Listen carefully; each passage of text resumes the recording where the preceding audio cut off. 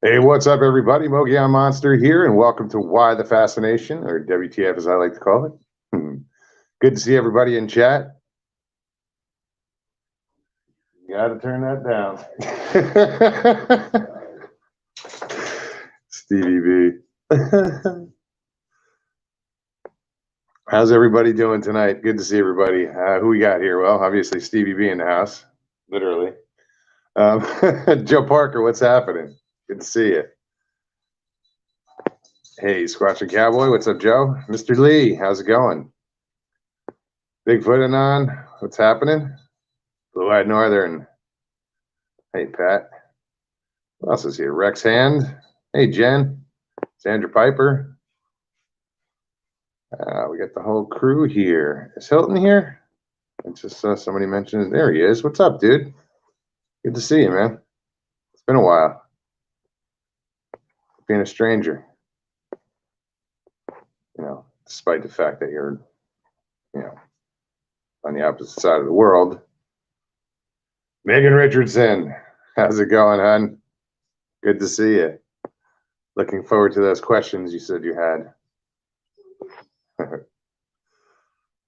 I have some great questions for AK Willie Nelson Mogs. Yeah, I saw that.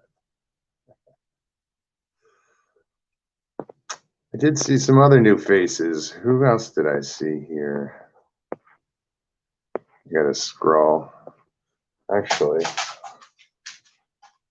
Maya, don't start now. My dog's about to get obnoxious. Hello. I can't even ask Stevie to take my dog for a walk.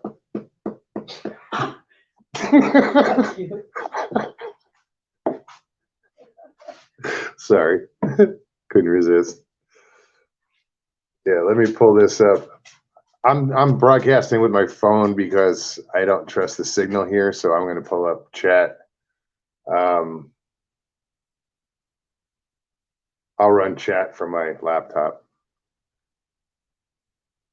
So if you see me looking away, I have chat in front of me, but I'm going to be typing from the laptop. Sorry. Michael Haywood, what's up? See, I can see more names over here than I can here. So, crap. I'm going to have to adjust things a little bit, move things around. I'll move my laptop right next to the phone so I'm not looking all over the place. All right, that works.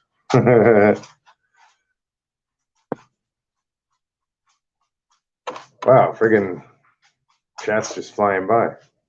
That's why I'm behind on this one, so I got to follow this chat. Jeff Harding, what's happening? Gypsy Road, good to see you. Hey, Christy, how are you, hon?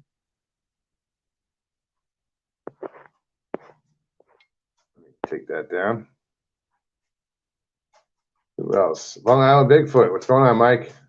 G'day, Mark. Tight lines, brother. I haven't been fishing in a while, but it's all good. Actually, I have to pause this. It's distracting seeing myself over there delayed.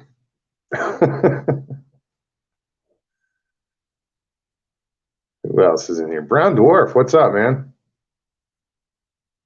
Welcome, welcome. Hey, Taroa, what's up, man? I know it's not how you pronounce it, but that's how I pronounce it. So yeah, guys, there's same old, no plan as usual. So if anybody's feeling froggy tonight and wants to jump on, feel free. I will figure out how to put the link in chat again. Using my phone, it's a little different. Let's see. Invite, copy the clipboard.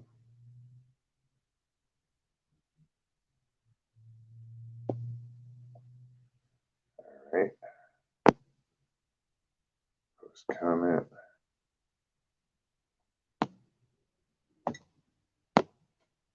This is what it did last time. It wouldn't let me post comment.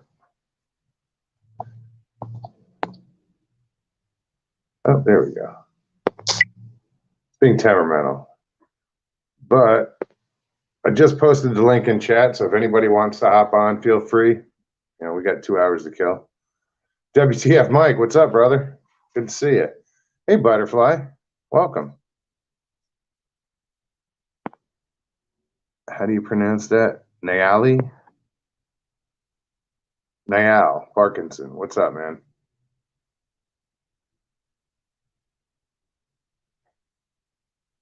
I'm sorry. I'm reading chat.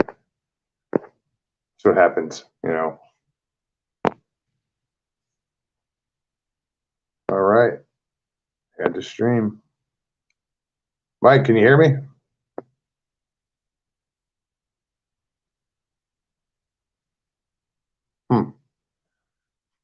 Well, Mike, if you can hear me, you know, I can't see you, so you might have to reboot or do or back out and try again.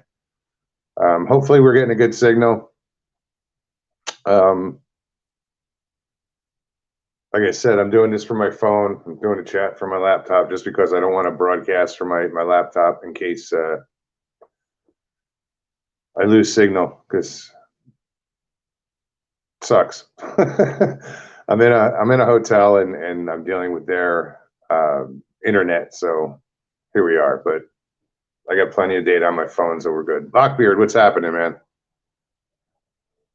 Emma, how are you? Else.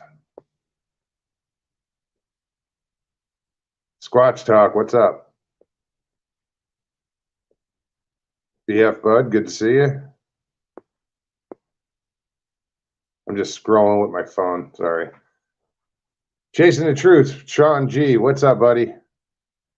Good to see you. Sorry I haven't been over to any shows. I haven't been to anybody's shows. You know, just kind of backing off a bit. You know, life's doing its thing, and I gotta pay attention. So I apologize if anybody, you know, has missed me out there. Doubt it. Um, but hopefully you guys caught me today. I want to thank Tex and Michigan Rob, Bigfoot Rob, for having me on today with Papa Craig over on Brunch with Bigfoot on Cryptid Paranormal. That was a fun time. You know, it's funny. I started talking to Tex before the show, and I mentioned how life goes, and you know, every mistake you made and everything you've ever been through, you had to go through in order to get to where you are now.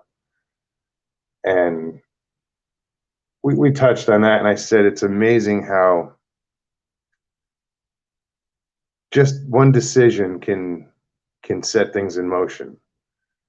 Like if I didn't decide to move to Florida, I you know, I I wouldn't have done a raffle, you know, and Tex wouldn't have donated his time.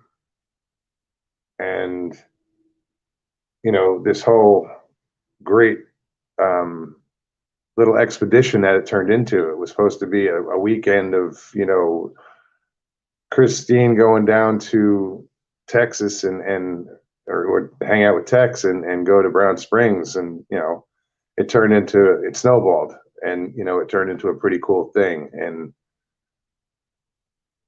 you know, that if I had just based on a decision I made, you know, to move, you know, certain things happened. I wouldn't have gone to the 168. You know, I wouldn't have showed up there and been asked to stay. It's just amazing how life, you know, I mean, I say put you where it needs to be. You know, like I'm here in a hotel room with Stevie, and this is where I want to be. This is where I need to be. And you know, I am I'm enjoying the hell out of it. You know, Stevie is fucking awesome. She's an inspiration to me, and hopefully to you guys too. You know, so thank you. But thank you. I was just, you know, I'm babbling on and on, you know, but recently, you know, things have changed in my life, and amazingly for the better. Um, I keep saying I feel blessed, and I am, and I thank God every day for that blessing. Because it enables me to pass that along, and that, it's just, I didn't hit the lottery, guys. Don't worry about that. Don't go start emailing me. Stevie's like, I wish.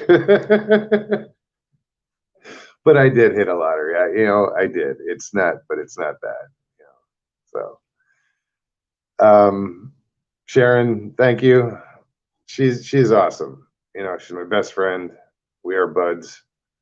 Oh shit, I gotta.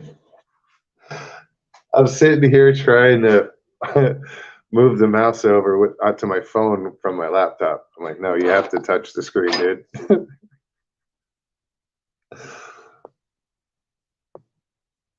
So yeah, let me repost this. Wait, there it is.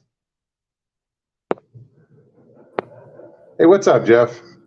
Hey, what are you up to? Not much, just hanging out.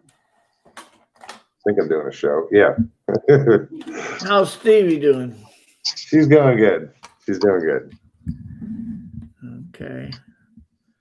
Central Florida Bigfoot, what's up, Matt? Good to see you. What was I about to do? Oh yeah, I was going to repost the link. Yeah, it's I have to recopy it every time I do it, so it's I have to. So how are you doing, man? I'm hanging in there, kind of like you. It's like a, I don't know, a reset type of season going on. It's like there's so much. It's not just in life. It's like in the community. Like in the whole. So much crazy shit going on, and it's like sometimes you just need to go sit in the shade for a little bit. Get out of the sun. That's kind of what I'm doing. Just stepping back and getting away from the insanity for a little bit. Mm-hmm. And people have left comments how they seem like the past couple shows I've just been trudging through, and if I'm all right, and it's just I'm fine. I'm tired. Yeah. So I apologize to you guys if I'm not up to my normal self. I'm just it's kind of a stressful situation, but the stress is worth it in the end. Yeah, you can't be Superman week after week after week, And the whole hitting the lottery thing, I mean, shit. When you get to be our age, you hit the lottery every day you wake up, right? I won again. How true is that? Stevie knows. Oh yeah. She probably knows better than we do. So so give us the update. Did you get her truck all doctored up, or? Yeah, man. I researched what might be the problem, and I knew what it was doing, and luckily Stevie had a scanner. So I plugged that scanner in, and it told me, misfire on these two cylinders and O2 sensors, and some ignition coil issues. So that's what I went with. It made sense. It described exactly what the car was doing. Yeah. So that's what I went with, and I ordered. I had it delivered. I ordered, ignition coils, 6 new ignition coils and spark plugs, and the new gaskets for the intake manifold, because you have to remove the intake manifold in order to get to the first bank of cylinders. So, and it was pretty simple. It was straightforward. I did it in 3 hours. and I turned that key and it purred, and I was like, holy shit. Holy shit, it worked. Exactly. That's the way I feel when I do something like that. I was gonna replace the water pump on an outboard like a 50 horse Yamaha outboard motor, and you look at what they get at the marine dealer to do that shit, and I hate paying somebody to do something that I think I might be able to do myself. Sure. But I'm horrible at factoring in well, how much time will it take, and try to reason if it's worth paying somebody else. So I watched a YouTube video. You can watch anything. You can learn anything on YouTube. Some guy had this is how you replace this on this exact model. Yep. And he showed how when you take it all apart piece by piece, you lay it chronologically and how you took it off or across around the floor in your garage. So when you go to put it back together, it's not just a pile of junk. It's in the right order. Sure. So I did that.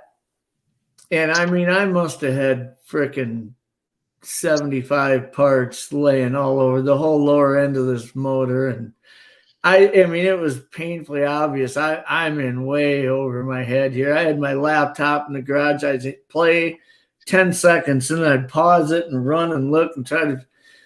And after like 4 hours, I had it all back together and I thought, there's no freaking way this thing's going to work. And I fired it up and it's spitting water out like normal. And I thought, man, it's just. Well, as long as there's something satisfying about that, But as long as by the time when you finished it, there were no nuts and bolts left over. Yeah, well, there's always that, but you always put that in I'll put that in the boat then, and I'll think, well, if I'm out in the boat and the motor falls apart, I'll know that nut there was important for something. I'll have it with, right? Like that, I'll save the day with it. But all right, I'm gonna have to. Mike lost the link, so let me repost that again. Jeez, I'm getting good at this.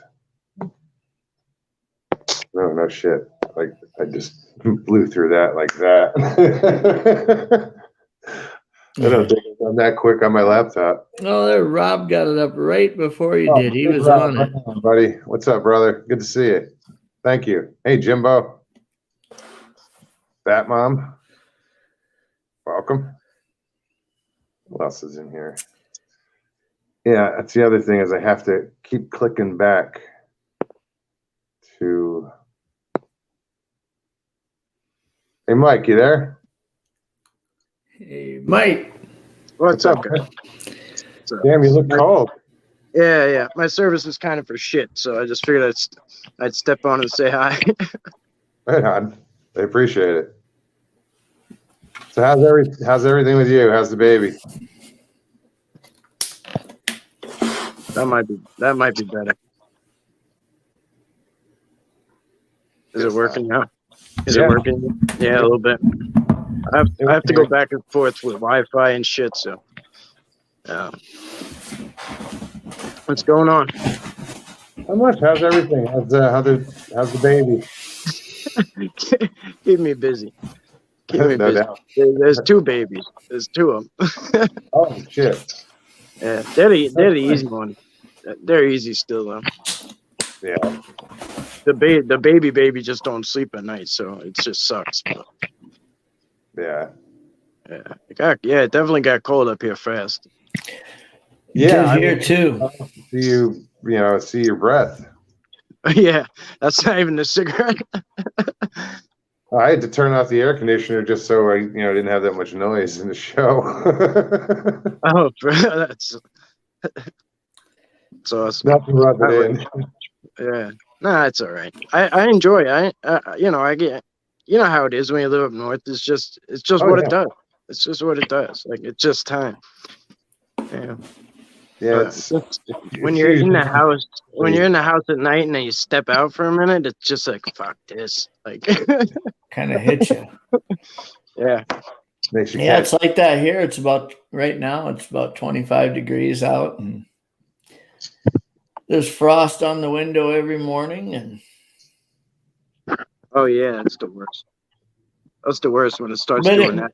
it's deceiving because, you know, in the daytime, I mean, it'll still get up to, you know, 50 degrees and sunny. It just drops so drastically once the sun goes down. That, and then this weekend we lose an hour. Oh yeah, daylight saving. Forgot about that. Because in Arizona we didn't change the clocks; we just changed time zone. Yeah. Here it's like just that whole idea of getting used to it getting dark when it's like 5:30 at night, you know? And pretty soon it'll be like 4:30 or 5. It'll be getting dark. It's like, man, Yeah, I hate those short days. yeah. Sharon says it gets so wet and cold here. Yeah, I don't miss you know, well in Arizona we did get, you know, colder weather, you know, but it wasn't a long winter. Oh, we lost Mike. Oh, there he is. I'm not touching anything, by the way. Well, for me, what I don't like is in this transition, you know, I like fall, right? But when winter starts kicking in and yet it's not far enough into winter to do all the things that I like to do with winter. Sure. I want to get the snowmobiles out. I want to go ice fishing, but you know, you have to have the first month of winter where it's just cold and miserable, but there's not enough ice yet. There's no snow to snowmobile. It just sucks, you know. That waiting game. Mm-hmm. But Yeah, plus you're not like adapted to it yet. You know what I mean? That's like the hardest part. It's like yeah, you're so used to the regular, you know, the decent weather, and then, you know, I like when it just starts getting cold and you got an excuse to put a hoodie and sweatpants on. Like that's my Mhm. that's mine. That's when I'm like, hell yeah.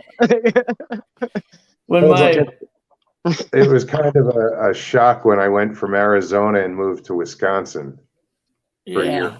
yeah. That Well, was like the desert's different because like it could be like 100 in a day and then it goes to 80 at night, and it feels that drastic drop feels cold, you know. Like, Well, there's no humidity in it, so it's just mhm. when my dad was alive. I remember the year he retired. Him and my mom went and bought a house down in Phoenix by Superstition, and I would call him from up here, and he'd be like, "Well, what are you up to?" And I said, "It's cold." And he goes, "What's the temp?" And I said, "It'd be in the afternoon." I'd be like, "It's 10 below zero and 20 below wind chill today, you know, and it snowed another 6 inches last night." I go, "What are you doing?" He goes, "Oh, I'm out here picking lemons off my tree. It's about 118 degrees. It's hotter than shit." I'm just like, "Shut up, man." I don't even want to hear it. Can't even imagine. But yeah, it is a dry heat, but it's definitely different, you know. Coming from here, you know, it's night and day. The desert to the beach is brutal. Yep. All right. I'm gonna go drag my ass back in the house and get back in chat. So All right, Mike. but I'll pop on again soon. It was nice seeing you, Mike. You too, brother. Thanks, guys. Man, thanks. Oh, that was cool, Mike, to pop on. Yeah, he's fun. I'm just looking at chat over here. Yeah, he's got his hands full with the babies. Yeah, I can remember what that was like. I have 2 boys, and when they're 10 months and 5 days apart. Oh, wow. The Irish twins are the same age for 2 months a year. They're the same age. Oh, In yeah. my defense, the second one came a month early, so that's how they really got close together. But you know, when you have a baby and then the doctor says, "Now you two wait like 6 weeks before you do anything," and then you wait 5 weeks and you screw one time, you just get pregnant right away for not following doctor's orders. Right? I remember holding our oldest son was with a bottle one night, and my wife walked down the hallway and she looks at me with these huge eyes and I'm like, what's wrong? And she goes, I'm pregnant. I look at this little baby I'm holding. I'm looking at her trying to do the math in my head. And I'm like, are you sure you're the mom? I mean, I don't even know how to freaking try to figure this out. You know, how did this happen? But I mean, I know how it happened, but wow, that was a big shock. And it's funny because, you know, as a guy, we have a hard time understanding the whole postpartum depression thing, you know? Sure.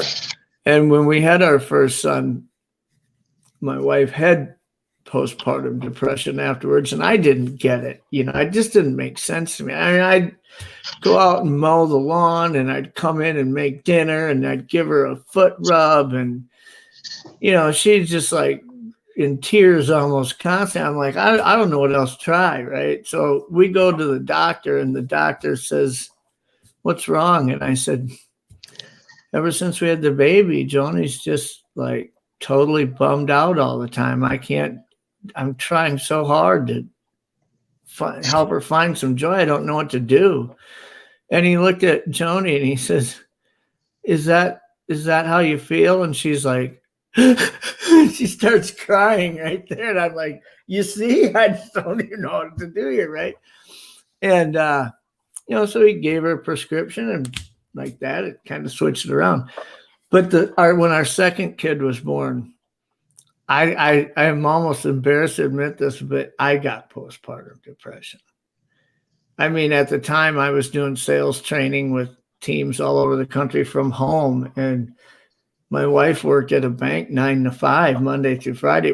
We made the same money. It was dumb for her to stay at home with these kids when I'm home already working, right?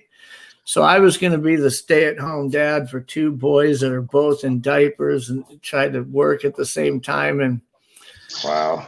Finally, I went to the doctor and said, you need whatever you gave her, you need to give me. And he said, why? And I said, I feel like I'm ready to go stand on the roof of the house and jump head first off. I mean, if you don't get me on a prescription, you're going to see me on the news after I buried my whole family in the backyard or some weird shit like that. I cannot handle this. And of course, he gave me a prescription. Within days, it's like, boom, everything's normal again, you know. But that postpartum depression bullshit is real. I will tell you, if there's guys out there that don't get it, I will tell you it is real. But well, I can't see why it wouldn't discriminate, you know, like it's. Well, I thought it was, you know, like hormone related, you know, woman has a baby, things get mixed up a little bit before they get back on track, whatever. But I don't know. I can tell you one thing. After serving 6 years in the military in the 82nd Airborne, I have never had a harder job than staying at home with 2 kids that were both, you know, under 2 years old.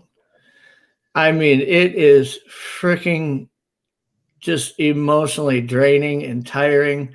I remember one night, Joni came home from work and we had dinner, and that night, at the time, the big show on HBO was the show Deadwood. Do you remember that show? Absolutely.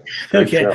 I'm watching Deadwood, and the kids are in bed, and Joni walks in, and, you know, the language in that show is like, you cocksucker, motherfucker, you know, and she's like, oh, Jeff, she goes, the language is so bad in this show. I said, listen, I spend every day listening to frickin' Sesame Street and frickin' Elmo bullshit.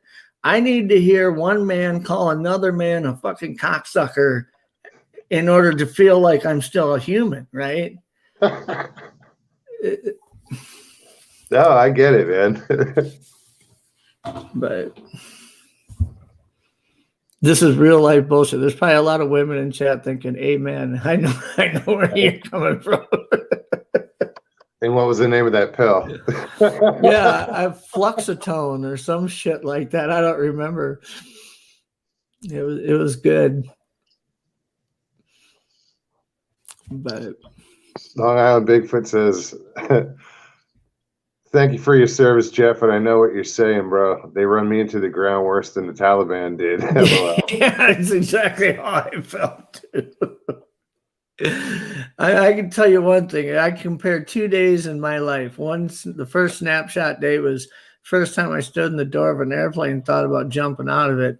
And the next one was trying to change the diaper on one kid who's just shit all over the place, and the other one's freaking out on the floor. And it's like, I'll jump out of that airplane right now. I don't even need a parachute. Just push me out the fucking door right now.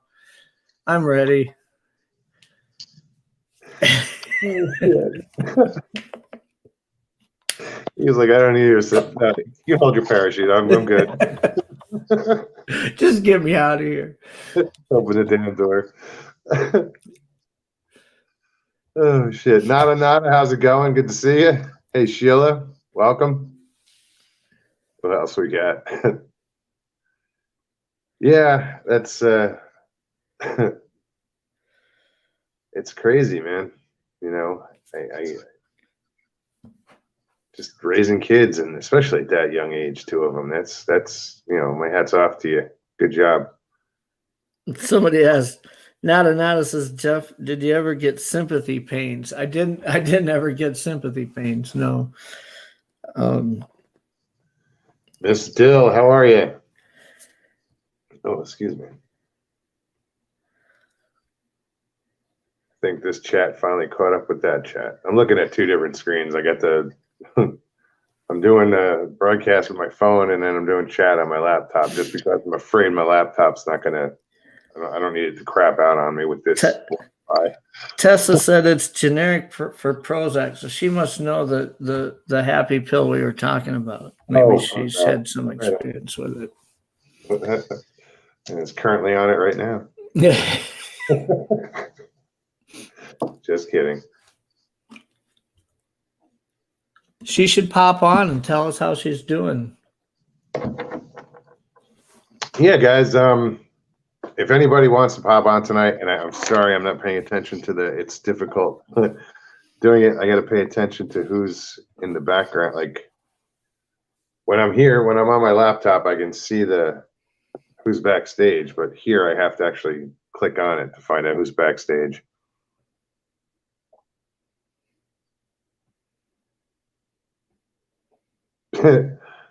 WTF Mike says, well, you know the old saying, Jeff, you don't need a parachute to go skydiving. You only need a parachute to go skydiving twice.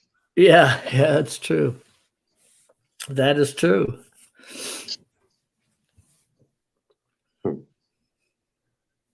So yeah, as I was saying, anybody wants to pop on, hit that link. I know, you know, people have been saying, oh, the same people come on, you know, all the time. So what? You know, if you want somebody else on, you know, you come on. If somebody comes on, I'll get off. How's that? We'll make a relay race out of it. I'm just saying, you know, it's. I took last week off though. So, you know, like it was great to see Rill come on the other night. That was fantastic.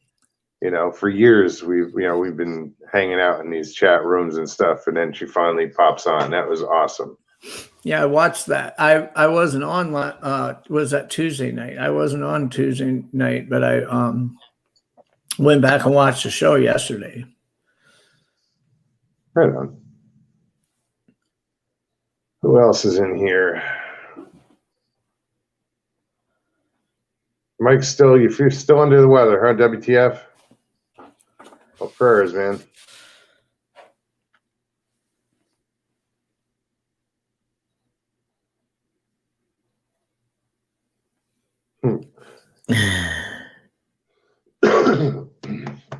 Oh, Patrick Vaughn says he'll get on if WTF Mike gets on. Now, that would be a good combination. Yeah, it would. That was the first time that WTF Mike came on. Patrick was on. Yeah.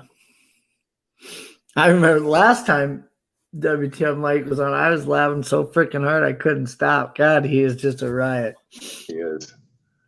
When him and Jackie get going at it, it's just she calls him her nemesis. Yeah. Flat Rock, what's happening, man? That's somebody I'd like to go. I'd like to go check out his property in Alabama. Flat Rock Booger.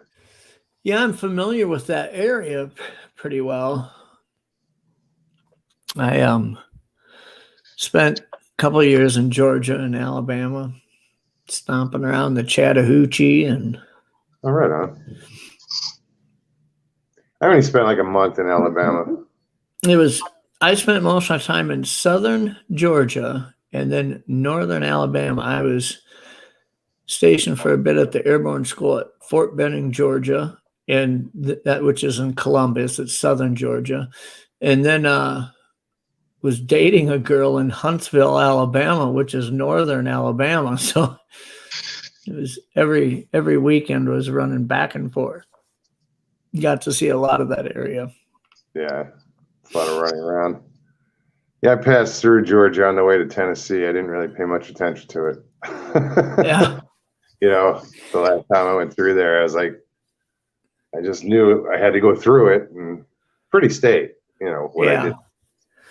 Well, the neatest part of the state is, well, I mean, I like the Savannah area a lot. I think Savannah's a really cool area, but it's like two different parts of the country. If you're in Savannah and then go up to the northern part of Georgia by where Pat lives from Squatch Talk, up by, you know, the lake area, the lakes area, and up in the woods in the northern Georgia areas, that's completely different feel as far as what state you're in versus when you're in southern Georgia. But right on.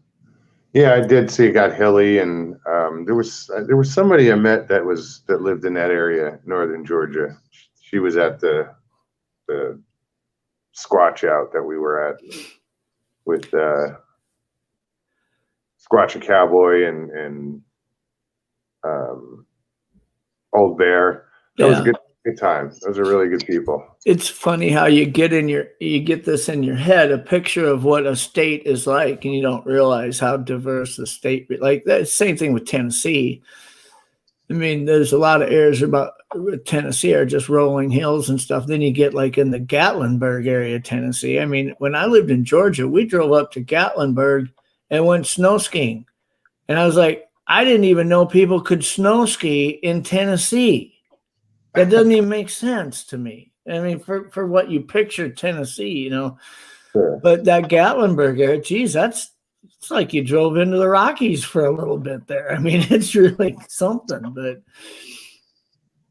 Sean G said, Atlanta, the only time I went 100 miles an hour and got passed by a Georgia trooper. I was driving through Weedowee, Alabama. It's a town called I don't even know how to spell it. Weedoweh, maybe, I don't know. Weedowee, Alabama. And it was about 3 a.m. And this is way back when I was driving a Pontiac Fiero, a 6-cylinder Pontiac Fiero. It was a fairly new car back then, but I was doing about 120 down the highway because I was late to get back to base. And I didn't realize I flew through this little town that was like 2 blocks long, you know, Weedowee, Alabama. And about 10 miles after town, I look in my rearview mirror and I see red lights. And it's like, oh, shit, I'm getting pulled over. And he walks up to my car and says, and I have my uniform on because I knew as soon as I got back to base, I had to go right to formation. That's how close I was cutting it. And he walked up to me and said, do you know how fast you were going? And I said, I know I was going really fast. And he goes, you were going like 122 miles an hour. And I said, where did you clock me? And he says, in Weedowee, Alabama. And I said, that was like 10 miles ago. And he goes, yeah, it took me that fucking long to catch up with you. I said, oh, okay. I'm sorry. He wrote me a ticket, but he didn't write it had he wrote it for the full 120 some miles an hour, I think he would have arrested me, put me in jail, and towed my car when you're going that fast. But he wrote me a warning because I was in the military, and I told him I don't have a whole lot of time. I'm gonna be late for formation. This is gonna really affect and he just said, I was in the military too. Thank you for your service. Here, I'm gonna write you a warning. And 2 minutes later, I was driving away. But Right on. but he was dead serious when he was talking me about, a deer runs out in front of you going, I was 21 years old, right? I didn't know any better. I was young. Especially He's like, a deer runs out in front of you and you hit it going 120 mile an hour. Do you realize what it does to a little shitbox car like this Fiero? And I'm like, yeah, it'd probably kill me, I suppose. But yeah, those were tiny cars. It was like that. And the engine was in the back, so there's nothing to absorb the hit. But well, come on, WTF Mike and Patrick, let's get on here. Yeah, WTF Mike's not feeling well, apparently. I know he hasn't been for a couple days, so hope you start feeling better, dude. Richie Evans, what's happening? Good to see you.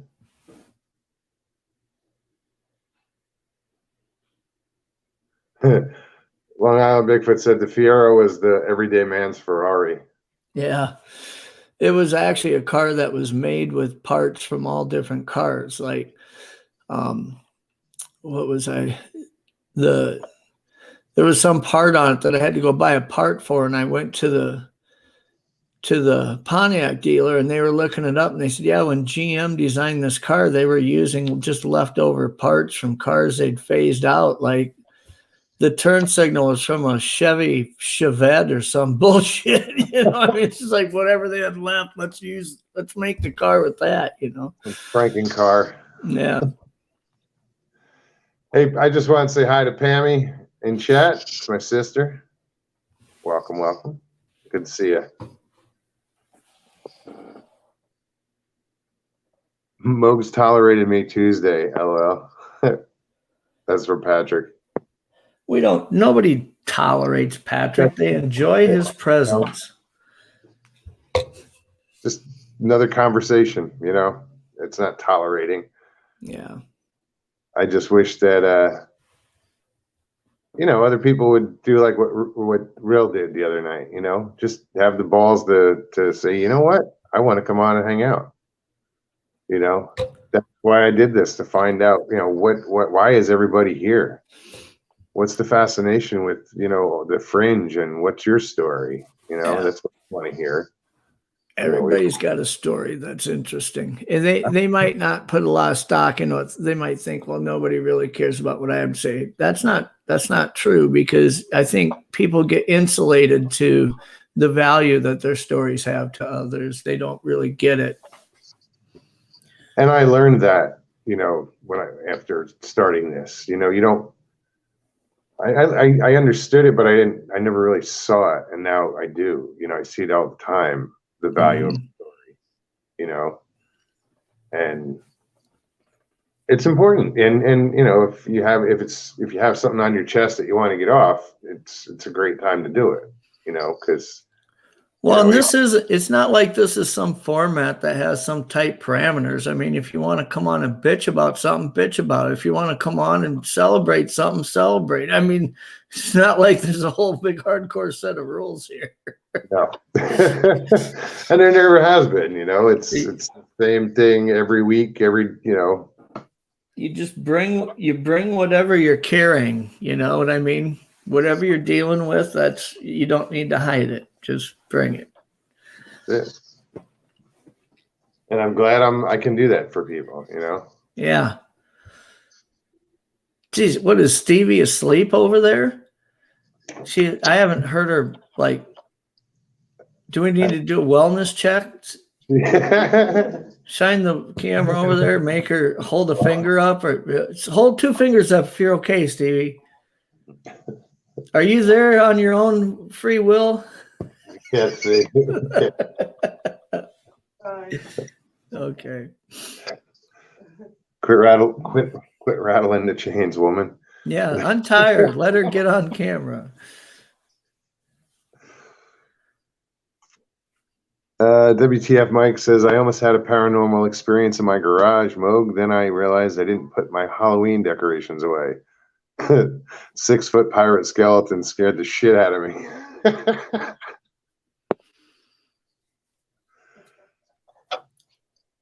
That's funny. Big Rob says, come on, talk shit with the monster. Hit the link. And thanks for posting that, Big Rob. And it's good to see you back, by the way. I like how Rob's the only guy who has to use special characters to say shit in chat. Everybody else will. Right. It's like he's got that. He still has that check, that check valve on his conscience or something. Oh, I can't type that whole word out. People will get offended. I know. I saw that. Yeah, it's funny. Long Island Bigfoot says, Bigfoot Rob has wrote that 100 times and I still laugh. Oh. Who else we got here? Yes, tell Hilton yes. Hilton said, you tell him. Yes, Hilton, go on. Why, did he have to come on? Yeah, he said, should I go on? I said, yes. Oh, yeah, come on, Hilton. I saw him say 1 finger for yes, 2 fingers for no.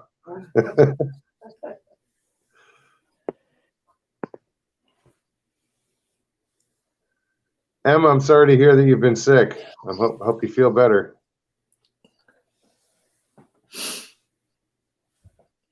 So I guess I got to watch the chat because they're encouraging Hilton to jump on.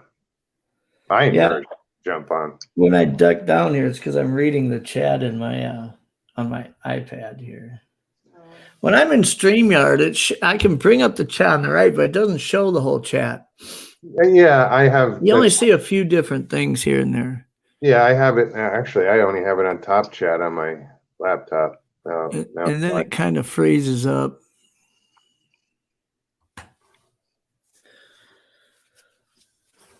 Mike says, Stevie B, I sent Moga a donation. Make him take you for coffee tomorrow morning. Yeah, I sent you one too on PayPal here earlier tonight, so you could put it towards her truck parts. Oh, thank you very much. I mean, it wasn't enough to cover all the parts, I'm sure, but maybe one of them.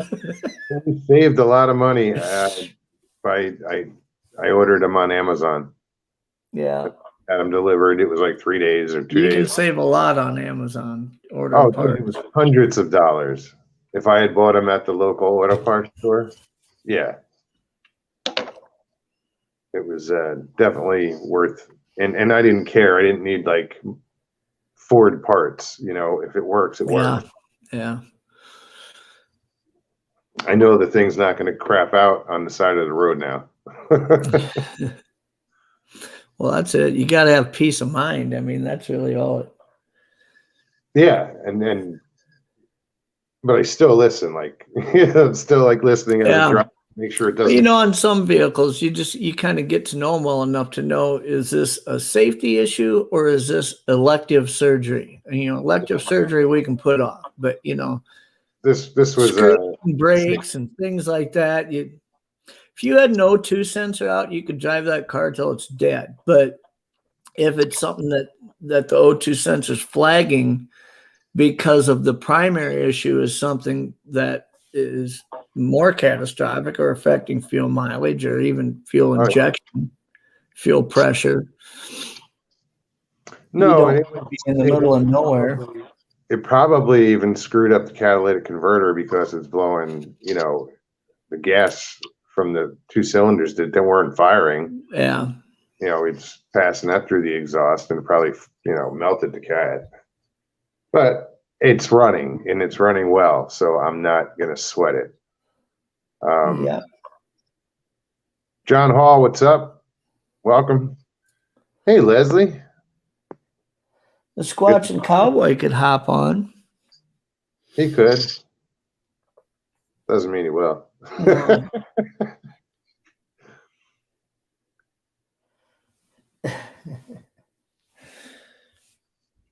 Who else? Yeah, guys, if you haven't checked out Cryptids Canada, I should say, please do. Leslie's got an amazing channel. She narrates, Bigfoot stories, cryptid stories, and she has an amazing voice for it and a talent for it. So if you haven't subscribed, please do. Same thing with Sean G, Chasing the Truth. If you haven't checked out his channel, that's a fun time. He gets some really good callers in. He has a call-in show. But I think most people here have checked it out. If you haven't, please do. Yeah, she's got a good channel. Yeah. There's a lot of good channels. There's a lot of people that come into your chat that have great channels. Fun channels. And I'm thrilled to see that, It's kind of like the place where other channels come just to hang out, Well, lately there's been a lot of channels out there. I'm not speaking. First of all, I will prerequisite this by saying I don't see anybody in chat that represents a channel like I'm about to talk about. But there's a lot of channels out there that are spinning so much bullshit right now. I mean, they're stretching so hard for the shock value and whatnot that they're just like, hey, check out this, or, we captured this video, or and it's just like, dude, it's just, and you see the amount of people that are watching and just sponging this shit up, and it's just pathetic. It really is. I was watching a channel the other day that they had it's a live cam, but they have an audio clip they capture on the live cam. They'd captured during a live broadcast. You can hear this plain as day. And if you don't understand what the sound is, it's pretty compelling. I mean, it kind of freaks you out a little bit. It's unsettling to hear it. But they were saying, oh, yeah, that's a Sasquatch. That's a Sasquatch. It's not a Sasquatch. It is a freaking bobcat facing off with another bobcat. And I've got a 5-minute video of two bobcats standing this far face to face from each other, making a range of sounds from just soft moans, like aggressive little, like nasally sounding moans, to like full-blown guttural just roars at each other. And when you start hearing what they're capable of, and then you hear this sound in this, it's like, dude, you've got two bobcats out there in the dark it's not common that that's going to happen, but that's what he ended up getting on this audio. And anybody who would hear the video that I had, and it's on Google, I mean, just Google it. It's if you watch that video, these two bobcats facing off, and you listen to what these people are saying are Sasquatch, it's like, but yet there's hundreds of people in that chat going, oh my gosh, that's so real. And it's just like, God, and in the channel host defense, I don't know that they're intentionally doing it. They might believe it's a Bigfoot, but there was 20 people that must have said it's bobcats in the live chat. And there's about 120 people that said, no, it's not, because they don't know any better. And they don't want it to be a bobcat. No, they don't want it to be. But well, it's tough, it's but you're gonna get that in this field. Be it Bigfoot, Dogman, Ghost, UFO. It's always gonna be that, I see Christopher Noel put out a 7th video now today saying if people won't come to grips that this is a Sasquatch and not a porcupine, then he's going to get pissed and not want to play ball anymore. And that, like he's going to impose people's will to conform to what he wants them to think. It's like, come on, guys. Like I said, I haven't been following anybody lately. No.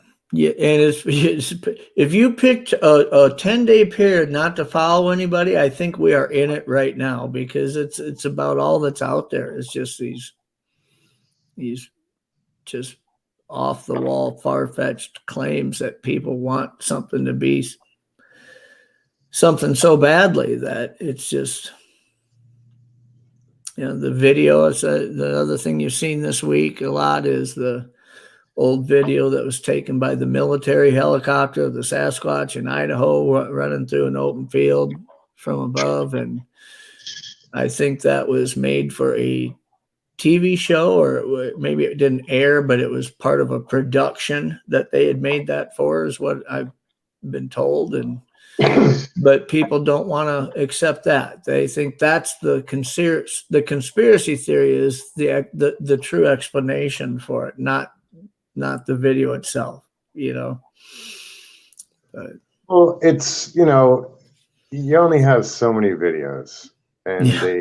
they go in circles, they come around, that people haven't seen before, and it's an old video and they don't know any different, and it starts all over again, like Nikki started her channel, and it's kind of like to put out there what videos are bullshit. And that's why her channel is needed, and probably more venues like that. And that I say that because it's a double-edged sword. The good part is that our community is growing. There are people that are accepting that this is likely real, that they've had an experience, or they've come to know somebody who's had an experience that has influenced their way of thinking and being open-minded to this. And so they now jump on that merry-go-round that's already spinning and spinning and spinning. Okay.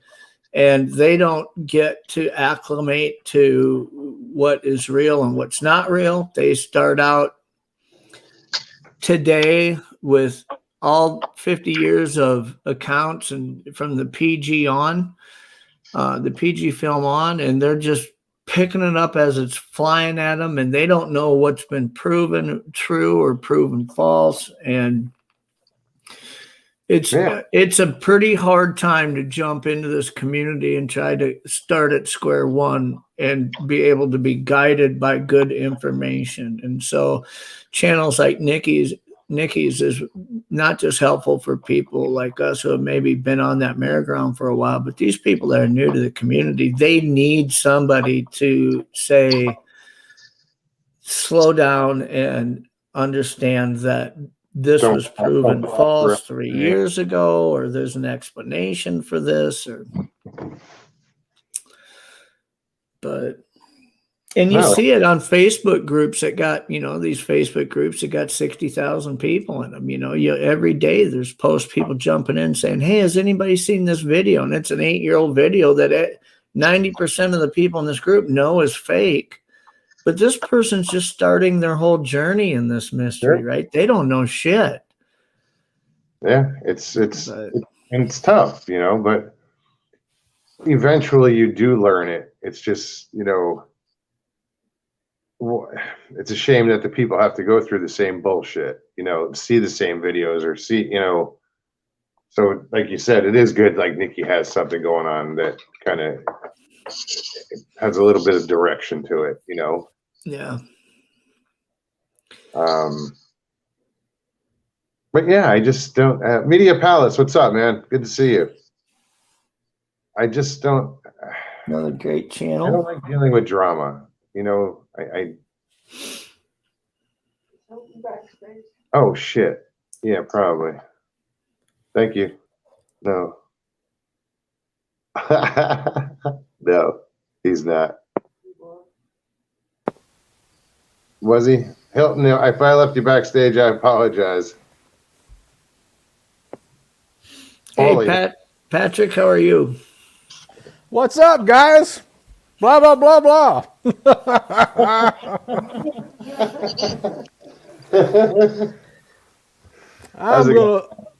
I'm gonna be an intelligent poly tonight. How are y'all doing? Great. How are you? How's everything down in your neck of the woods? Oh man, it's awesome. I'm rested. I'm all geared up for squirrel hunting tomorrow with my 410 muzzleloader. All right. Yeah, I heard you were loading some black powder shotgun. Yeah, shells. It's hard to find wads for a black powder shotgun. It's particular 410, so you got to cut your own, and that's time consuming. So I got them all cut, enough for tomorrow, and then And I don't want to spend 10 minutes in the dark in the morning loading, so I went ahead and loaded.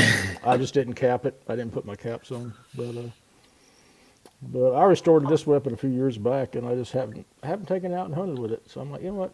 I'm on vacation. I'm gonna enjoy it. There you What go. are you going for? Just squirrel. Okay.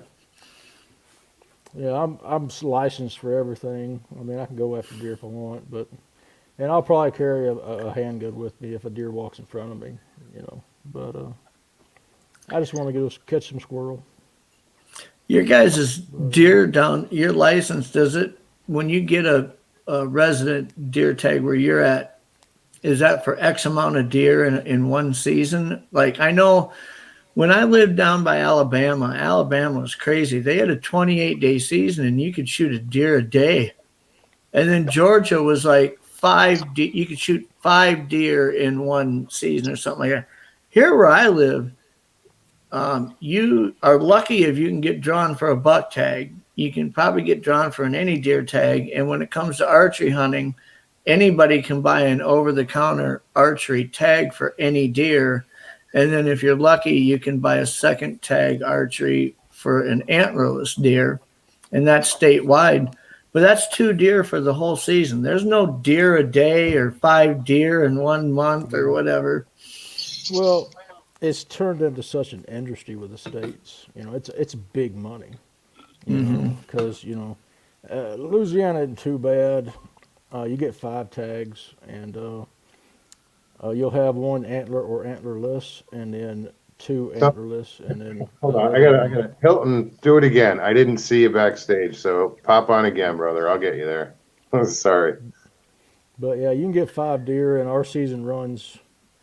Depends on what you hunt. Archery runs from October 1st till the end of January. That's the way ours does.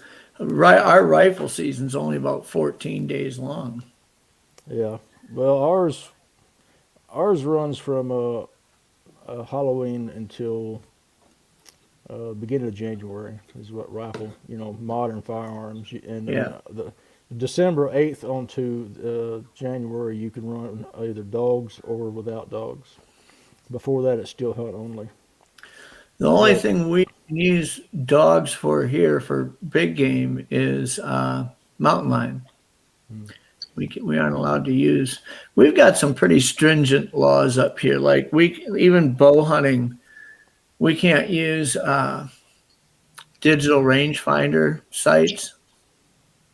You can't use a site that'll tell you how many, like a red dot scope type of site. You can't shoot a crossbow during archery season unless you have a medical exemption that you can't pull back more than 38, 40 pounds, something like that. We used to have that, but they did away with it. I have a real fine Barnes crossbow right now. And then if you have a crossbow, you can't have more than a 1 power scope on it here. And it's like, well, that's dumb too.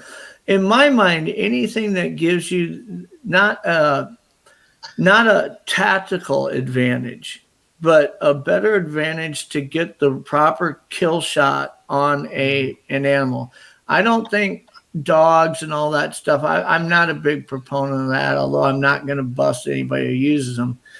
But when it comes to, for instance, we used to have my sights on my bow, you could turn the little deal and the battery would illuminate the fiber optics on them so they were lighted.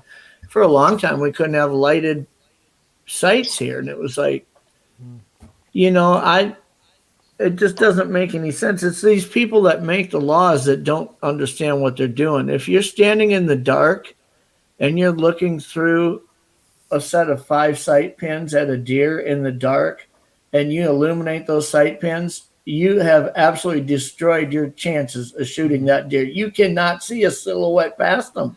When they're not turned on, you can see the silhouette of the deer and line a pin up. So, I mean, what are they trying to prevent? In low light, that half hour before sunset, those lighted sight pins, if they help you get on that target better and ensure that you're going to put an arrow on that animal and kill it rather than wound it, I'm all for lighted sights. Absolutely. Well, I think I was never a huge proponent for modern archery.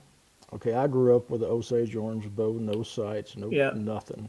Instinct shooting. I had a fox. I had a fox bow quiver, from an arrow quiver. I practiced every day. I would take a softball, and I would chip it with an arrow, and I'd turn my back. I wouldn't watch where to go, and I'd draw a notch and draw again, and I'd spin and fire as fast as I can. And I actually had a guy go head to head with me. Had a brand new PSC with all the sights and all the fancy stuff, and I won at 80 yards because he didn't know his bow and I did. But and I've kind of relaxed on that. I don't mind the modern stuff, but if the laws get crazy, just learn your weapon and go out and use Yeah. it. You know, Yeah. 'Cause I you don't can't- even do that much rifle hunting for deer anymore. I do for other big game animals, but for deer, I just enjoy the whole challenge of archery hunting deer, not just from the ambush type of standpoint of hunting tree stands and ground blinds, but even like open country mule deer hunting, where you have all these draws and hips and valleys on the hills, and you'll get these deer sunning themselves on the south side of a draw, and so you get on the north side of it, and you walk up to the crest fully drawn, looking at where it's at, and if you're not within range, you've got to backtrack 100 yards and move down 50 more yards and come back up to the peak again, and trying to get yourself into position versus getting out of your pickup truck from 3/4 of a mile away and flipping a bipod down and resting it on the hood of your truck and shooting that deer while it's taking a nap. I mean, there's no sport in that for me anymore. That's why I got into muzzleloading, because I was shooting an M77 7mm Magnum, and if I could, 600 yards, you drop a deer. And I remember an 8-point jump that I'm gonna tell myself, I was out drinking all night when I was younger, and I didn't even get to sleep. I showed up to the woods and I was still a little lit, and I just didn't even expect anything. I just sat down on a hill on this right of way, and 8-point jumps out there, and I blam.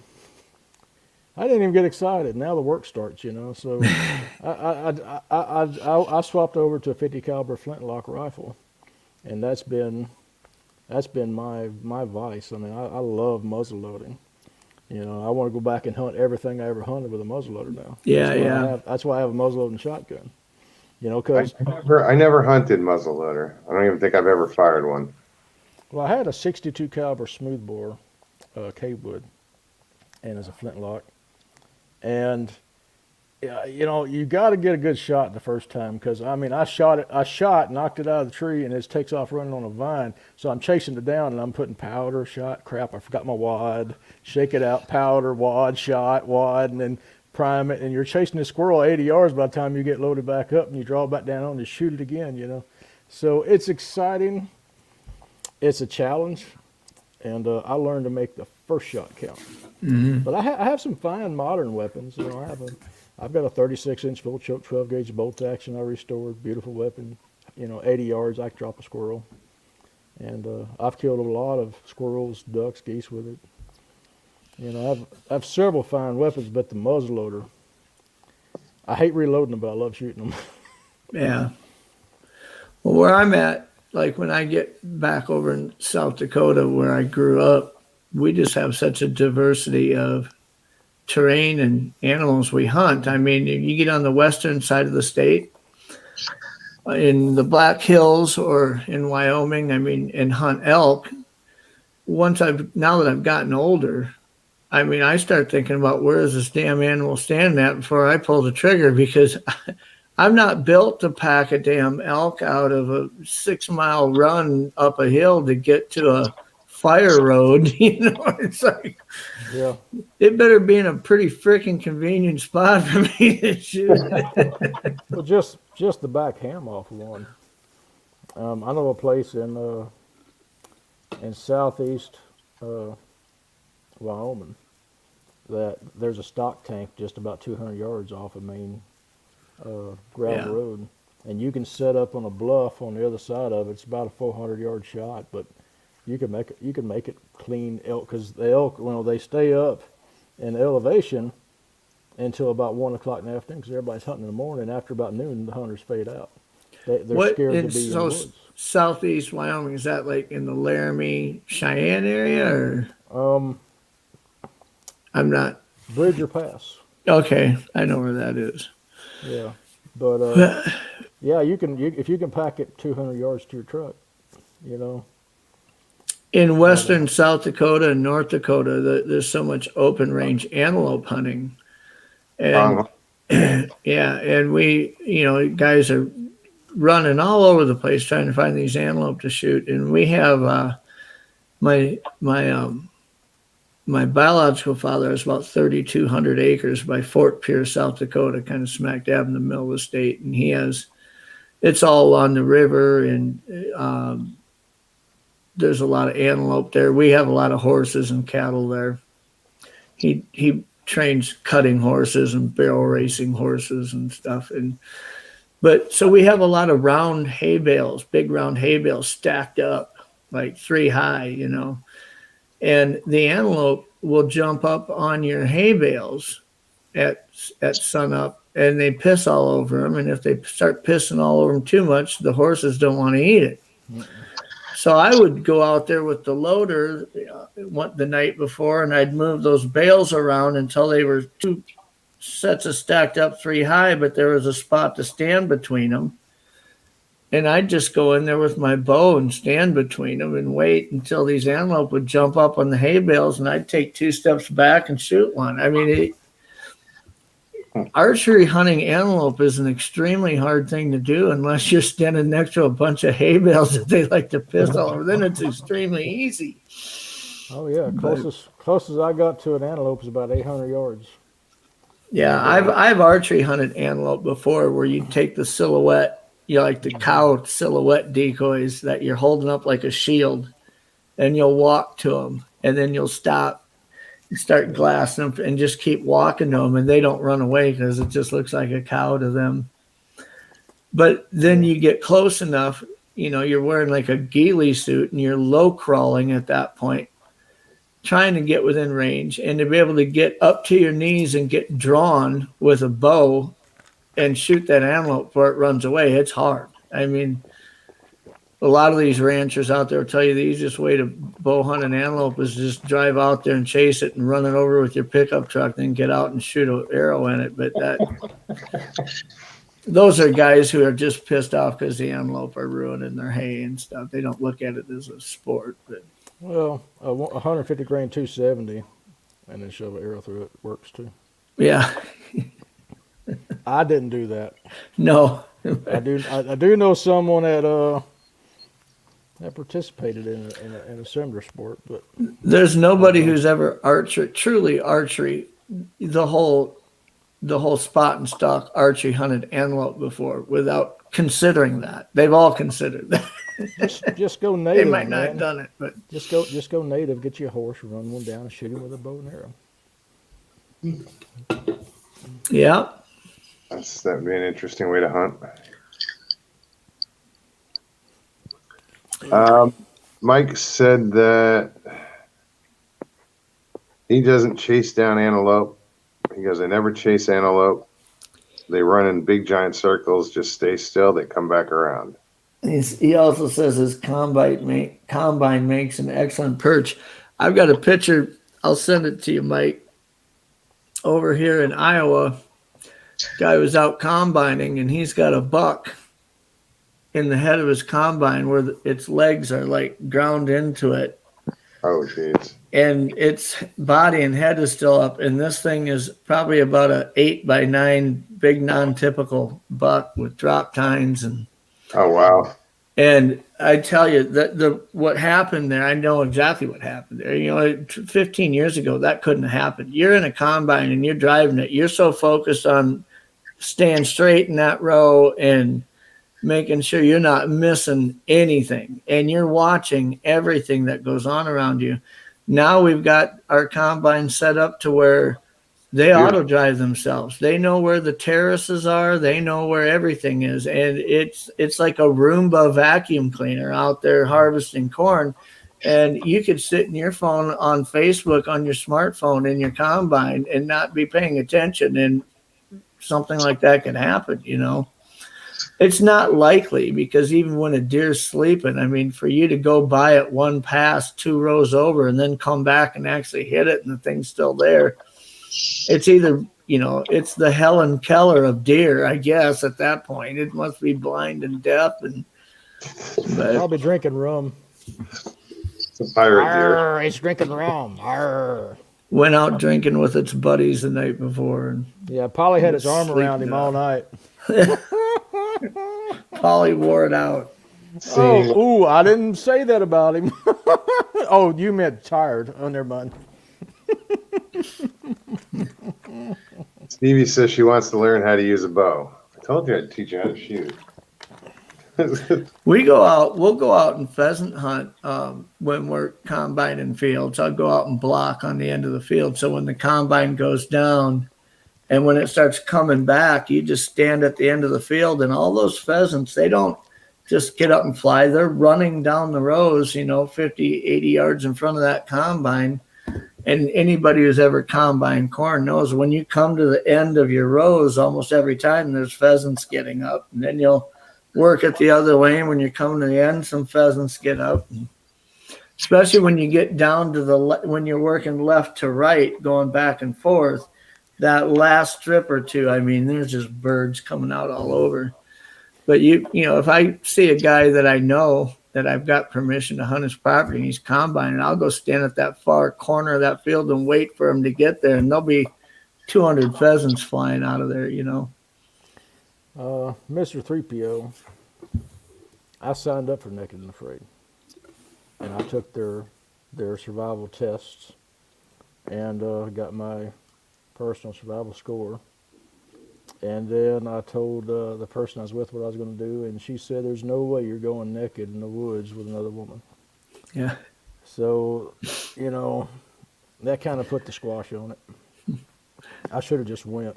They said you know. your survival skills are well above our threshold where they need to be, but your body shape and viewability rating for your body is a little below where our viewers prefer. Have you seen what they've had on there? Yeah, I have no problem with my body. I don't either. I'm joking when I say that. But you're right. I mean, I remember the first season wasn't that bad. The second season was like, what the hell happened here? Nobody's gonna watch this. It's Well, I wanted to go on alone. You know, I've gone out. Yeah. We have some friends of ours that we will go out and spend a week, kind of in that scenario, to where it's kind of like, you know, when people used to have those murder mystery dinner parties where everybody comes over for dinner. It's like that, to where one person in our, you know, there's about 8 guys in this group all across the state. We'll get together 1 week of summer, and one person will plan it to where we'll all go out to one area, and we'll all be, you know, not to where you couldn't find each other if you wanted to, but we build on our own shelters and don't bring any food out there. And we just kind of compete with each other, but we roam each other's camps to see what they've done compared to us. You know, it's not like you wait till the end. It's a fun deal. I think Alone has inspired a lot of people to push their abilities out in the wilderness. Alone has been pretty inspiring to a lot of people to go out and try stuff like that. Well, that's one of our requirements in our group. We have a list of requirements you have to perform, and you have to document them and or do them in front of someone else, and also be willing to demonstrate your survival skills on demand, no matter who's standing around or what conditions you're in. And one of ours is you have to go out with no food, and you can take your knife, your flintlock, your sleeping bedroll and tarp, and you go out and you spend time out there, and you'll skin a cedar back and make some cordage and set snares and try to kill something and look for wild edibles and try to shoot something, and you'll spend your time out there, 3-4 days doing that, and that's a requirement. And then there's another requirement: you got to spend 7 days in a primitive camp, and it's not, you can't really pack enough food for that. So Yeah. you're out hunting and fishing. But yeah, it's a challenge, but it's fun. But then, and when you get through most of them, you get through them all, you know a little bit. Hilton But says, if you're naked, I'm afraid. I actually did a Naked and Afraid, but it's a private one. Me and a female. But because that was a compromise. I tried to go Naked and Afraid, and she says the only Naked and Afraid you'll do is with me. And so we compromised. So we've got some private land, and we went out for several days. And it was a bit brisk. It was kind of cool out there. Yeah, you don't want to sit too close to the campfire. Those little cinders, they one of them lands in your lap. Yeah. You'll know. Well, I did put my moccasins on. I got buckskin moccasins I wear, and they're very quiet in the woods. I actually prefer them over any boot. You get them wet, they just dry off. They're quiet, Yeah. and I just could. I'm not walking around out there barefooted. Not in North Texas. When it comes to the survival settings or even just primitive camping, I really enjoy the woods and lakes and what you would envision to be off-grid wilderness. It's when you start getting into some of them settings that really are pretty hostile. I mean, I've done it out here in the Badlands of South Dakota and western South Dakota, to where there's nothing green growing there. There's no trees. There's nothing to burn for a fire. It gets cold at night and it gets extremely hot during the day. And the only thing there is to eat is snakes and rodents. And there's mountain lions and coyotes there every night. And it's just not an easy environment to exist in, Sounds like Arizona. Hey, Christy Side, jump in, please.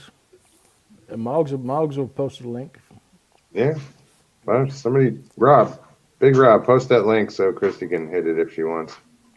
But Pay attention to backstage now. that's what I try to explain to people about survival. Is it's a mindset. Yeah. It's not just your skills. And a mindset, in Moggs' Arizona will have a completely different set of rules. And I hate it when someone says, well, you can go without air for 3 minutes. You can go without food for X amount of days. You go without water for X amount. That's generalizing, okay? Because if you hold me underwater for 3 minutes, there better be someone there that knows CPR, because I'm dead. Yeah. Okay? And you're not factoring in systems, Yeah. When Yeah, you look at alone, what's really interesting about the whole concept, regardless of where they're at or what the environment is, you need a water source within 48 hours. Yeah. And if you don't, it's one thing to find food within the first 3 to 4 or 5 days, but within 14 days, you have to have a food system in place, whether it's a gill net that's working or whether it's a trap line that's working.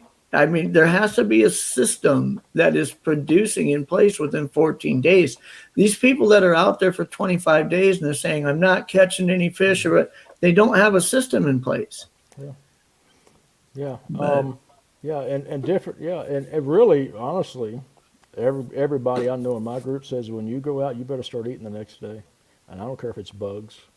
I know a guy that'll wash worms out of rotten wood, and that's his meal. I'm a big proponent that on the first day or two, until you get a system in place, you better be willing to eat during those first 3, 4, 5 days, whatever you would eat if you hadn't eaten in 2 weeks. You've got to be willing to eat that out of the gate.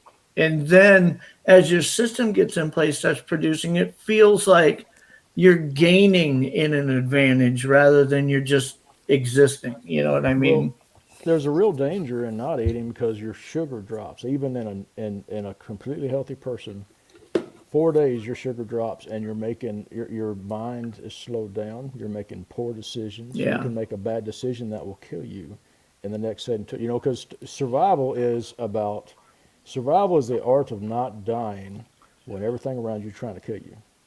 Yeah. Okay, and you have to do an assessment.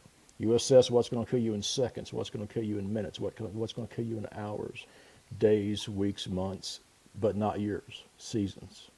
You leave the years out of it. Years is something you look back on in the past, because Yeah. seasons is how it gives it to you.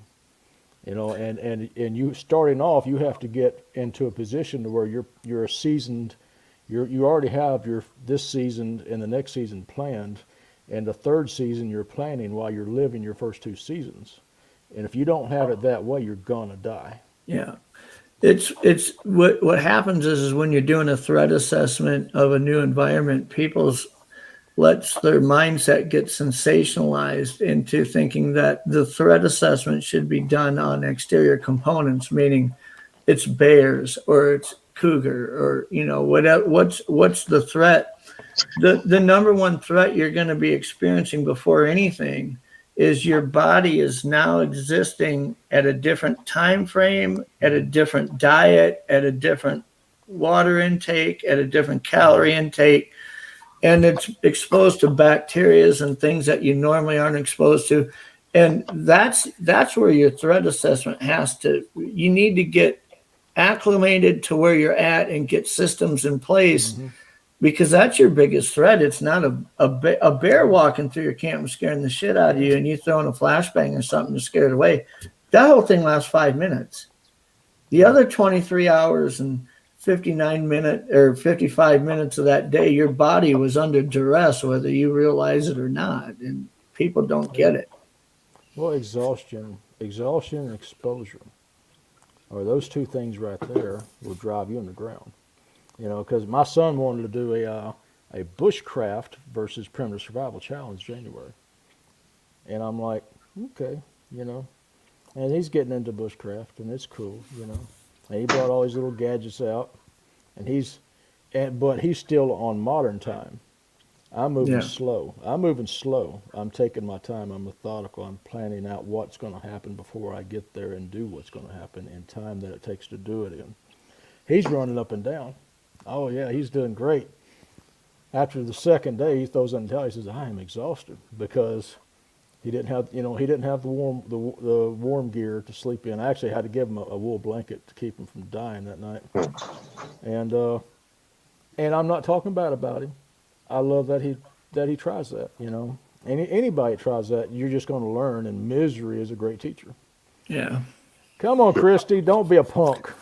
My oldest son, who's 17, will go out and we'll get the chainsaws out and start cutting wood. And of course, you know, an hour into it, 2 hours into it, he'll be saying, you know, so how long are we going to be doing this, you know, or whatever. And I'm like, you know, look, he's into the bushcraft thing too. And that he's going to go to school. He wants to get a degree in wildlife management. But I said, when you get to a point to where you can focus on one tree, and we cut that tree down and we cut it into pieces and we haul the branches away and we stack the firewood. And then we look at the next tree and we cut that one down and we do the same thing. And you can just take it tree by tree by tree until you start noticing we're running out of daylight. That's when you'll be ready to go out and practice survival type situations, because the whole cutting down 2 trees and saying, are we done yet? You're never done yet when you're going to go somewhere for a week and rely on nothing but whatever you can provide for yourself. You're never done yet. No, if you got time to sit around the fire, you're going to die. Yeah. That's, you know, you do not have time to sit down. If you're sitting by a fire, you better be making cordage. You know, you better be working on snares. You better be, you know, I don't care if it's a spring pole snare or a static snare or a counterweight snare, or if you use it, sometimes I'll use a string engine snare, kind of like they do in the old cattle boats, where you take and run rope between trees and twist it to where it builds, and it'll, you know, that gives you a much stronger snare as well. I think so many people just get their timeline so screwed up on that.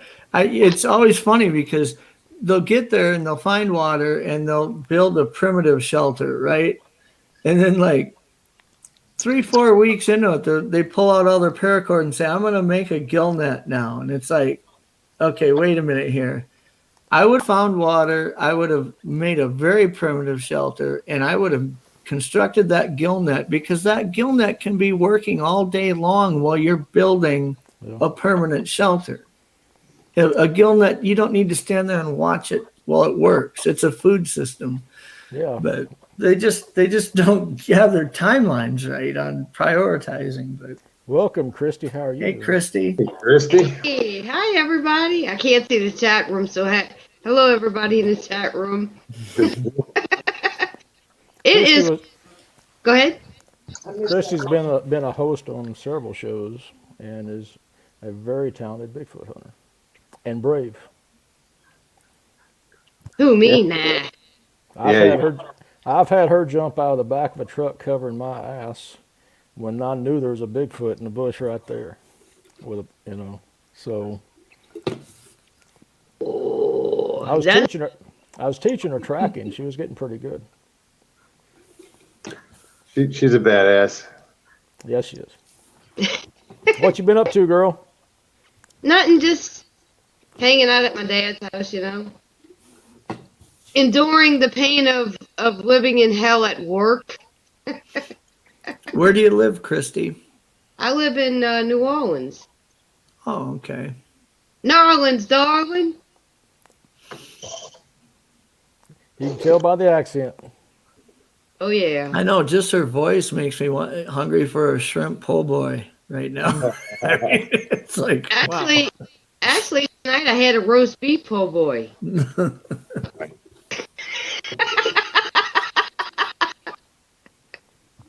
I just had a blackened catfish covered in crawfish etouffee. Ooh, that sounds good. Can't get much more Cajun than that. No. I know, right? Huh? I treat myself once in a while. I'm on vacation. Yeah, lucky you. I'm on vacation tomorrow, too. There you go. That's why I'm sitting out just listening to the show, bouncing in and out like I normally do.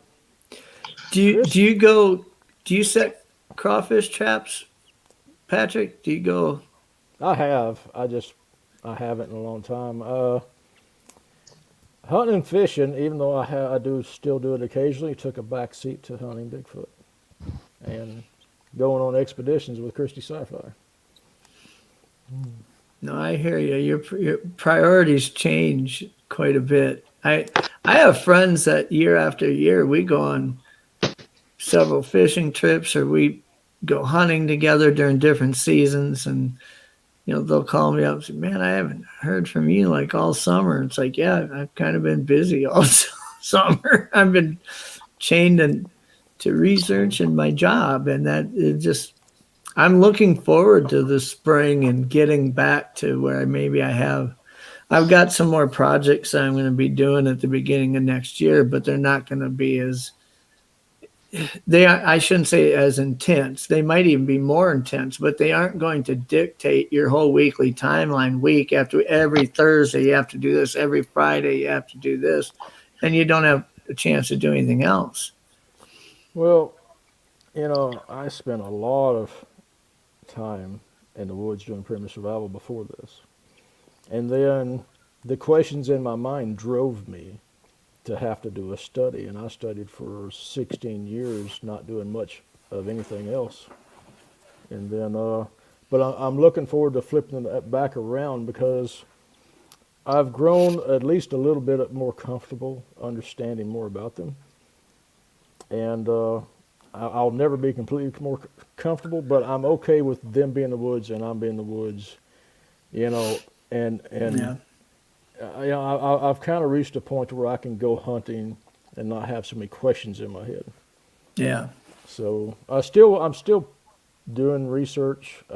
It's just a little more refined, because I had a shotgun I shot out there, and then this question's answered, and this question's answered, and this question's answered, and so it's kind of narrowed down into an avenue, really, a more refined avenue. Yeah. And it's when you start doing a lot of this research by yourself. I mean, that's the one thing that I kind of put myself in a box a little bit. I went outside of the box doing research that was just so different than what everybody else is doing. It was going to be on such a stringent regimen over a long period of time. But I kind of nailed myself to I'm the only one who's going and doing it. I'm not with other people. When I've got other partners that we plot this out and figure out what's the next move, but they're never with me walking in the dark into an area every 2 mornings a week. And it gets to a point to where you do get questions answered. You do feel like you are, every time you're out there, you're figuring out more and more. But you also you get a question answered, and I look at this and think, oh, I had a feeling they were going to do that, right? Or I had a feeling they were going to interact with that in that way.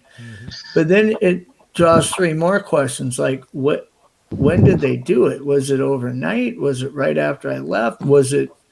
And so it's like you have the satisfaction of getting questions answered, but you don't have the ability to limit all the new questions that flood into it, which is good, because if you don't have new questions flooding into it, you're not making any headway in this. You're just treading water, really.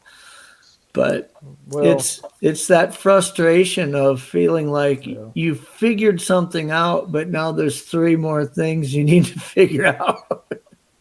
Well, I'm pulling back from anything toxic. Yeah. I'm tired of the attacks. I'm tired of people attacking people stabbing people. I'm tired of the toxicity. Yeah. And so I've pulled a lot back from YouTube, and I've said that, but it's the second time on Mog's show. But Mog's is a pretty neutral channel. I love his chat, love being around here. But we're happy to have you here. So, Christy, what's up with you? Any plans to go squatching? I want to, but just ain't had the chance and ain't had people to go with, Well, I told you we'll get an expedition together. I'll track for you. Do you own a pair of thermal underwear? Yeah. She's tough. This cold ain't gonna stop me, Well, I'm up in northern Minnesota, so I always joke, like with Connor and Mike with Central Florida Bigfoot, and so I mean, there's a lot of people. Pat, I'd love to invite people up here to do stuff, but I understand that maybe over the summer and even coming into the fall, it's not a big adjustment. But if I was to tell somebody come up here in January,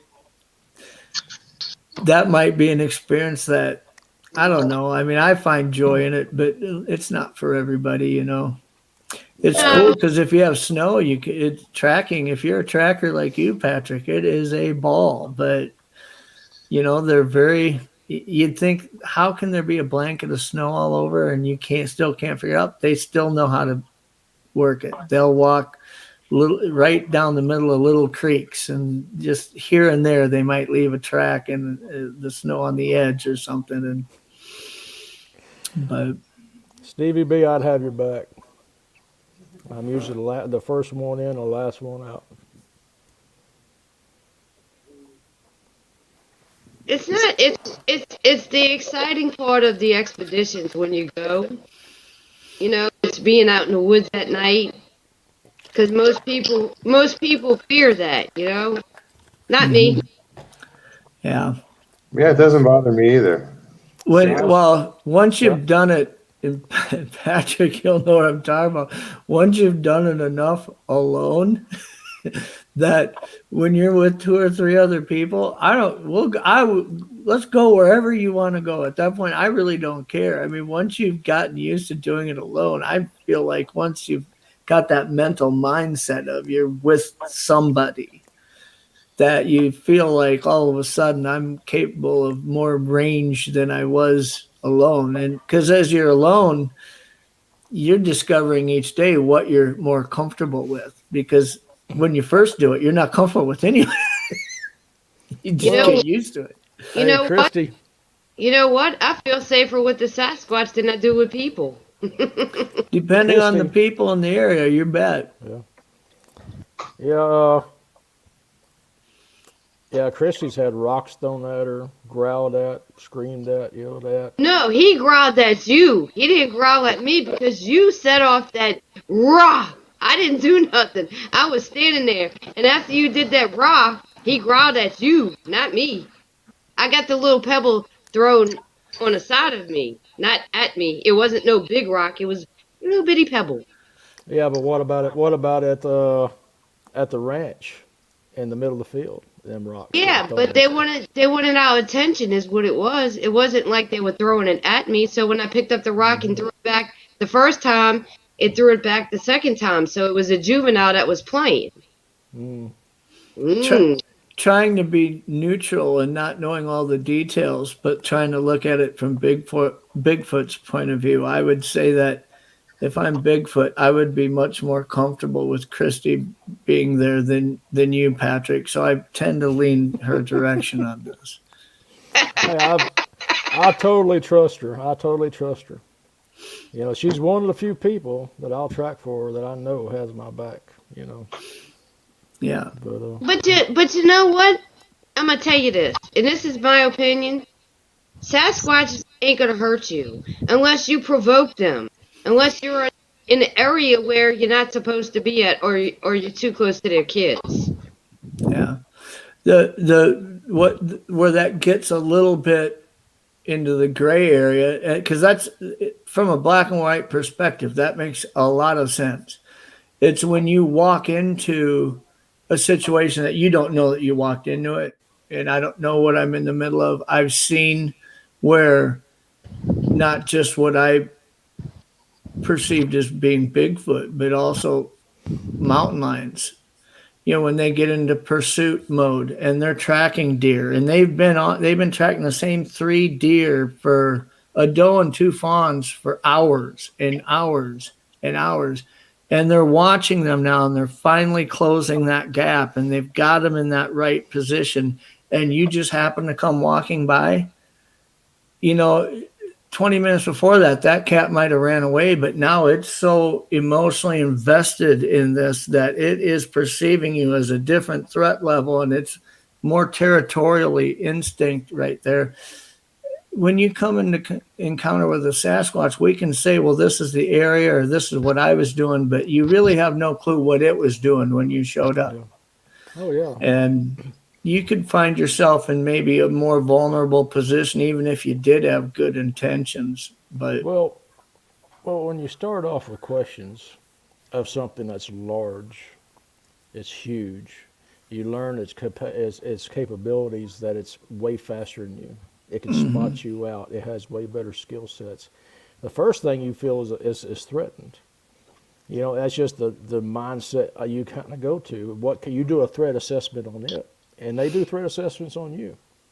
And so, you know, it's scary at first, but then when you realize, you know, they just want to scratch a living out on this rock like us. You know, they don't want to hurt you. You know, even though they may push you out of an area.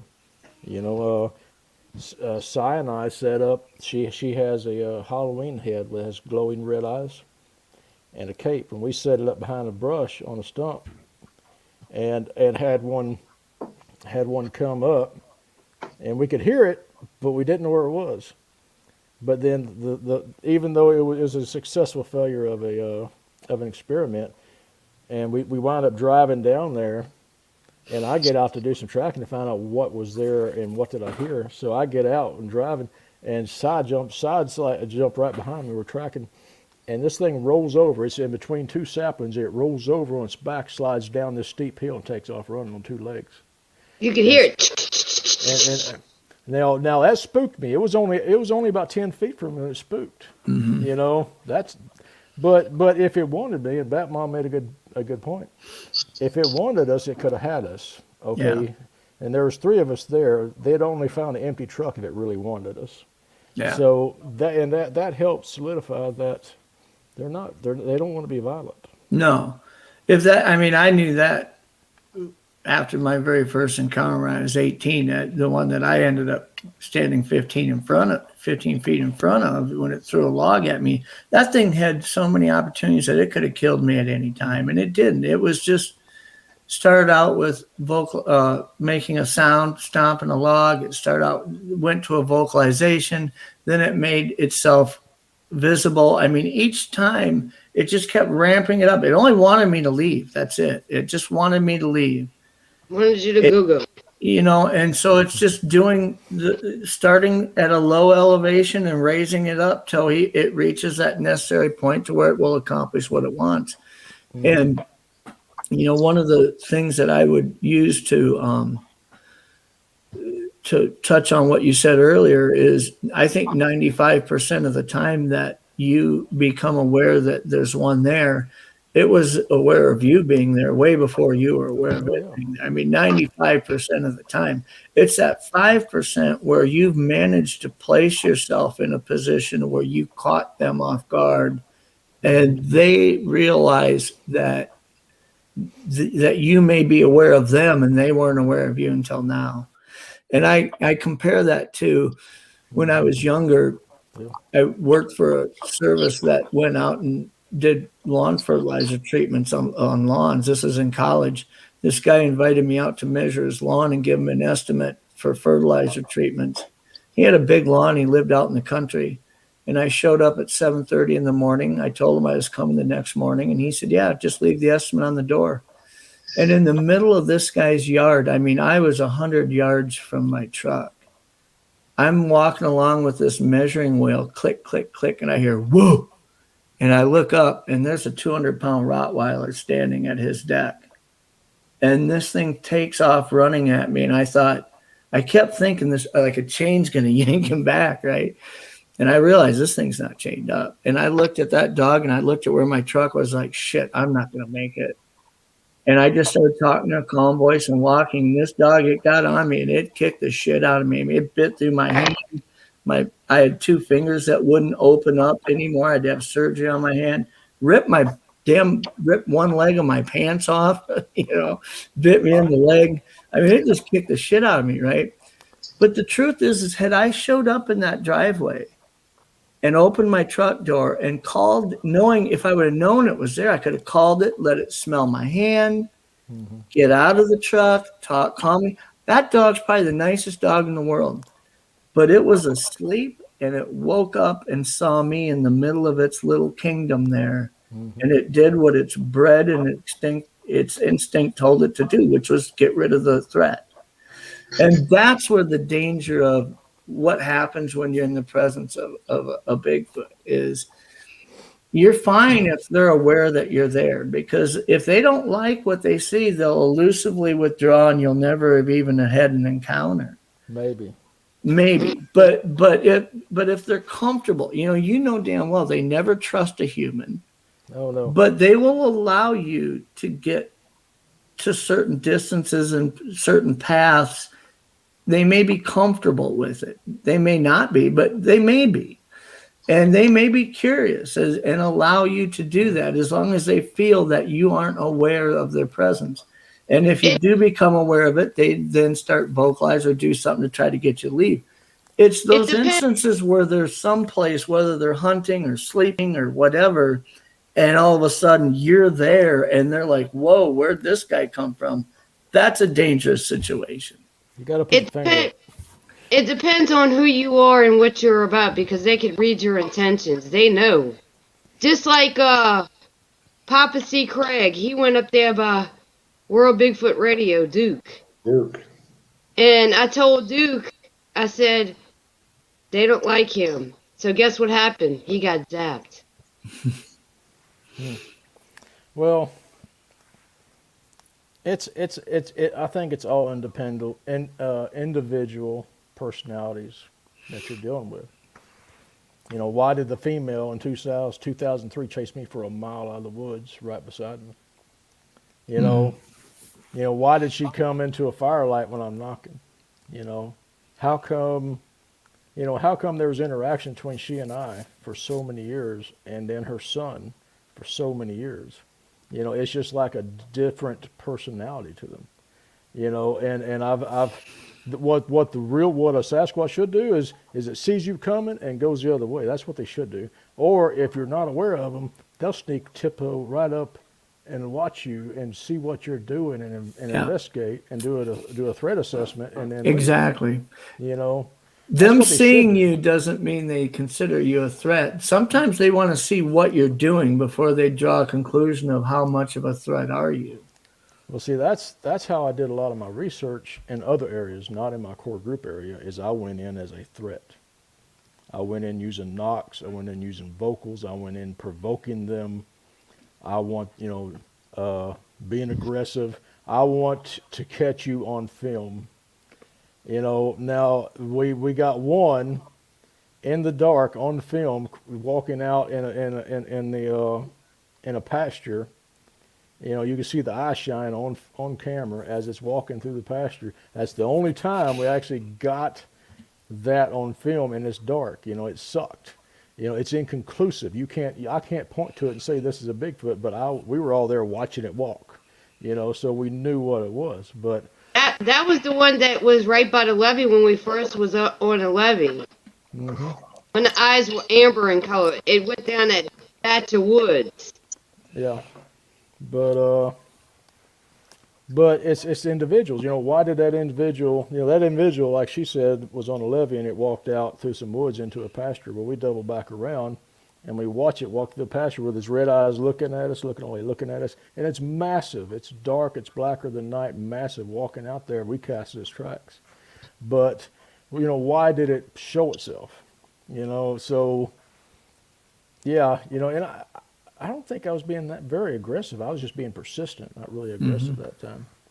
That's when you took off after in the woods that night. You took off running when you seen it on the thermal, remember?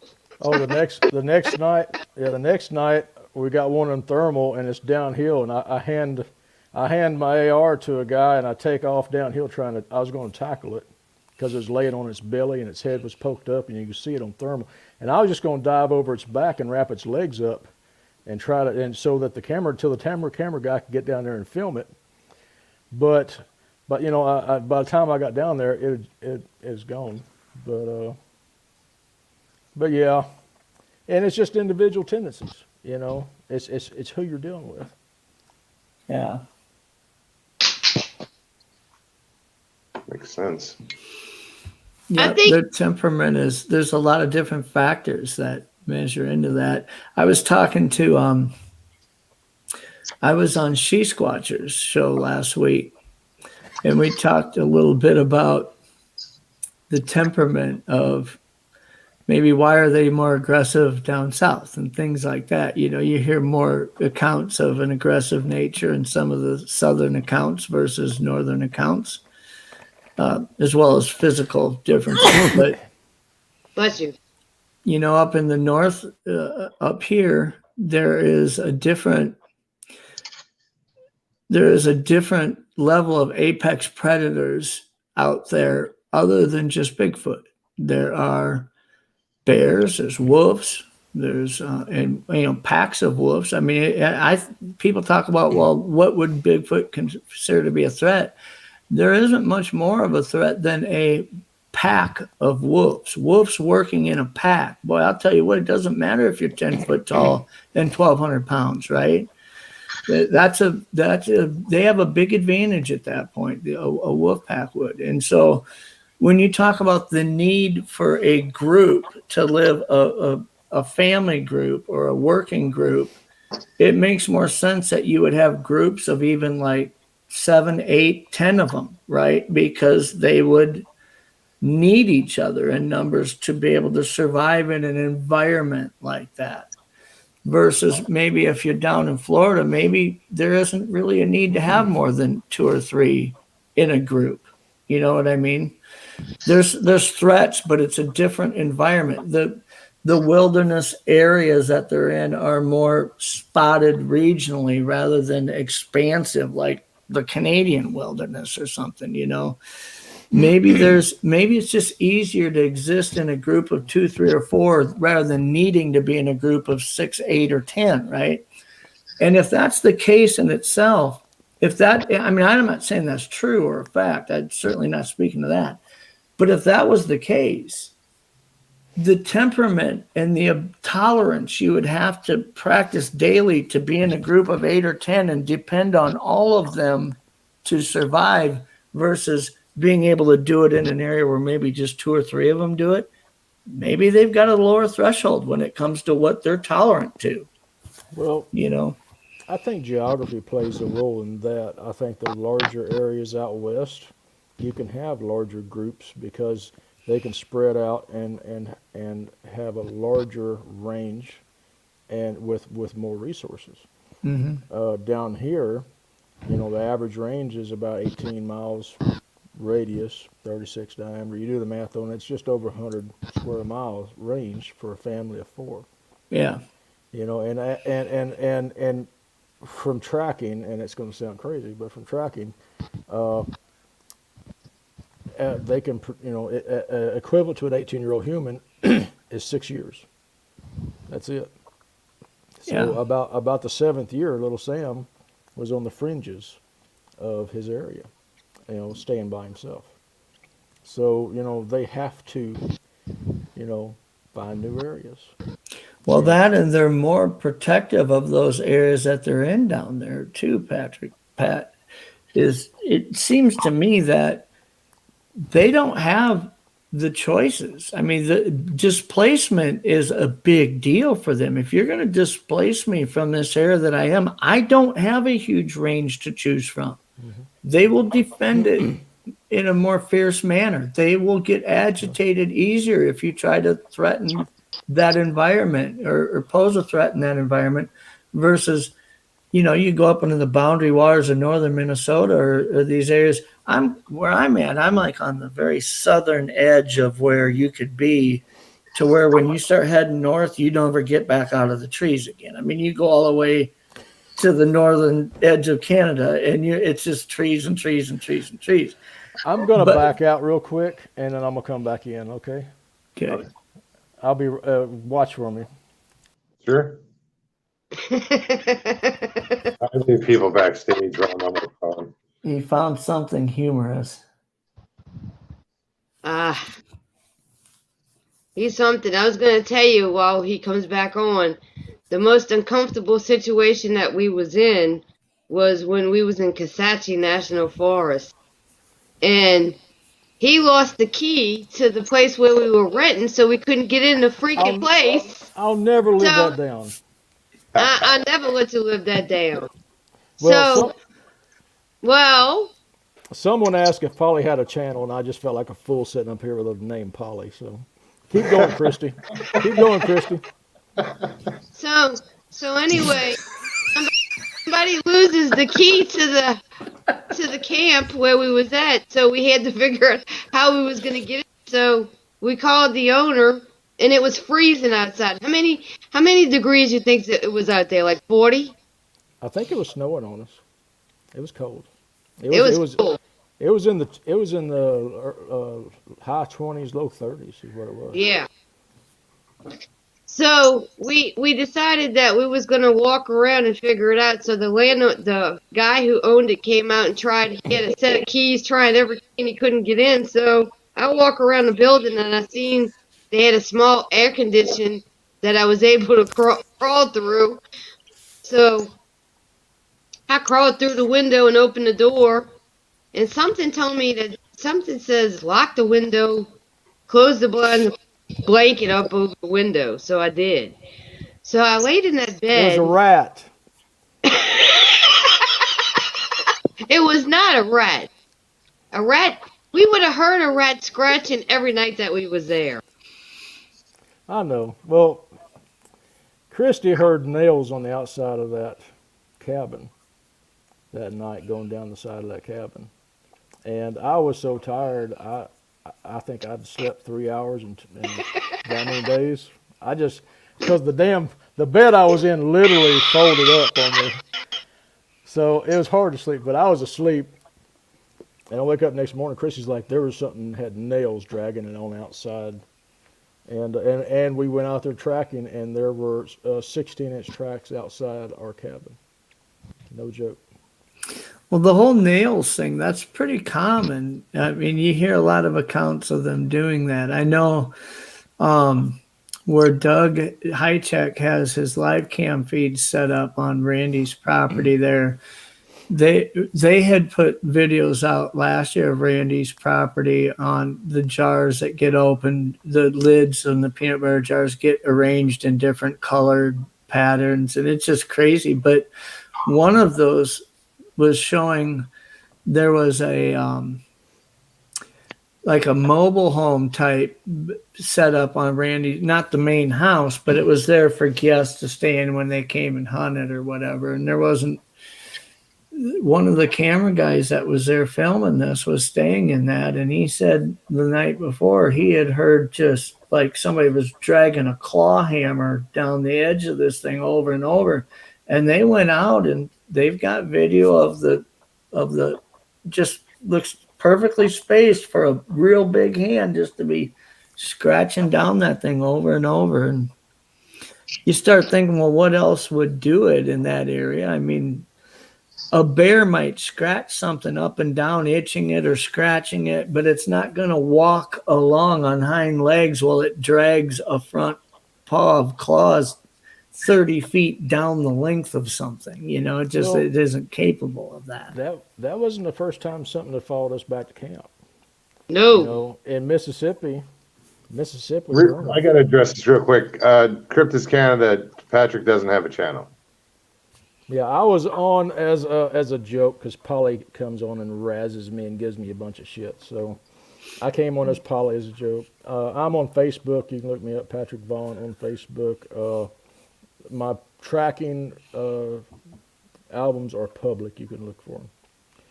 But if you do start a channel now, you're going to have to call it Patrick and Polly with that spelling, so that it'll be Patrick and Cy. Should be Cy and Patrick, probably. Yeah, I nicknamed her Cy Punk. You know, she's always called me Punk, so we call each other Punk. It's kind of an inside joke, you know. But she calls me Primitive Punk. I call her Cy Punk. But and she keeps teasing me about a loincloth. I'm not wearing a loincloth. That was one time. I'm not putting It'd be like Tarzan. It fell off. Hey, okay? you did tell the story about it. Yeah, it fell off, and it wasn't a fun ordeal. So I went to buckskin pants. But yeah, we did an investigation. I'm glad you find that funny. We did an investigation, and we tracked for about, I think we were there the third day, and this thing, okay, we're in a pop-up, and she's running to the women's room, which is up the hill at a camp room. The producer's running to the men's room up there. I'm left alone, and I hear this knock. Actually, it's right before they leave. I hear this knock across the lake, a small lake, and I told them, hey, there's something over there watching us. Something followed us. You know, the producer's like, you don't know. You just, you know, he was tired. He ready to be done with it. And it knocks, and then it goes up a little bit, you know, about every 200 yards it knocks coming around this lake, and they're walking up. I get in this big pop-up camper, and I have a weapon drawn. And they come back, they get in. I think I make a trip up there and come back showered. And the next morning, Christy gets out, and she's like, I think this is a track. And you go, and you can find the track, and then backtrack it back around the lake where it came up to our site. Okay? And my rule of thumb is that I find a camp spot about at least 10 miles away from researching, and I camp there. And if I do set up a camp out in the woods, it's a fake camp.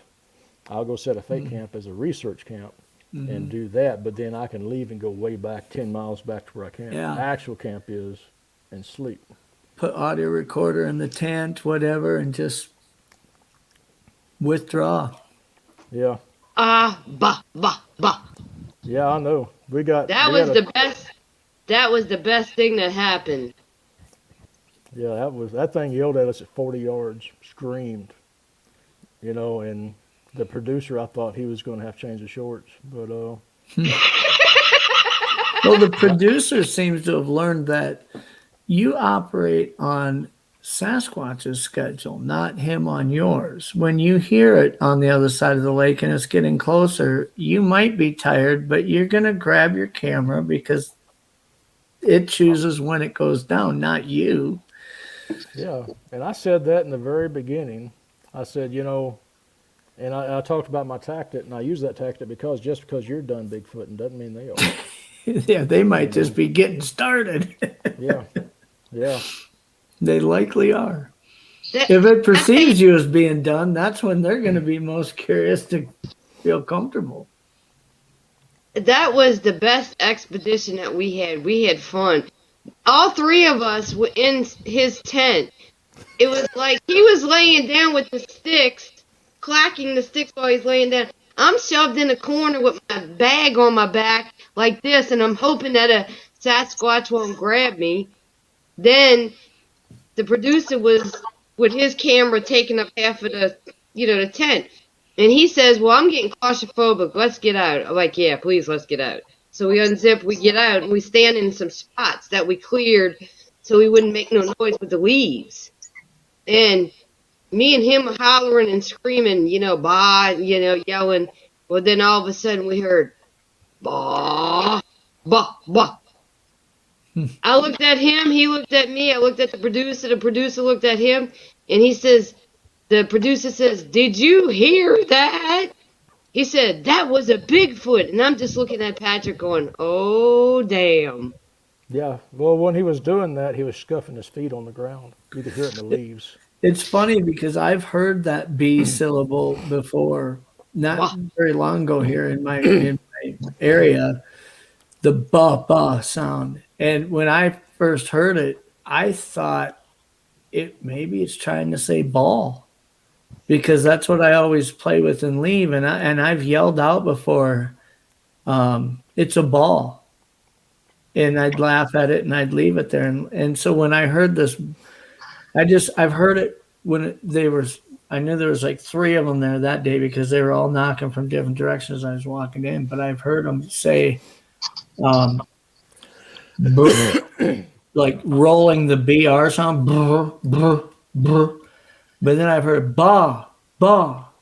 And I thought, so you think this, I was paddling out and it just kind of occurred to me, was he trying to say ball? Yeah. But well, we heard this one. Maybe it's just a common, easy syllable for him to make. Well, we heard this one. I heard it do some chest slaps out there in the dark. And I was trying to figure out, and I told him, did y'all hear that? And about that time, I'm claustrophobic, and it's hard for me to be in a tight spot, so I had to get out. I got to get out. But it didn't want us. She said. It didn't want us to know it was there. It ignored us for a while, and then finally it said,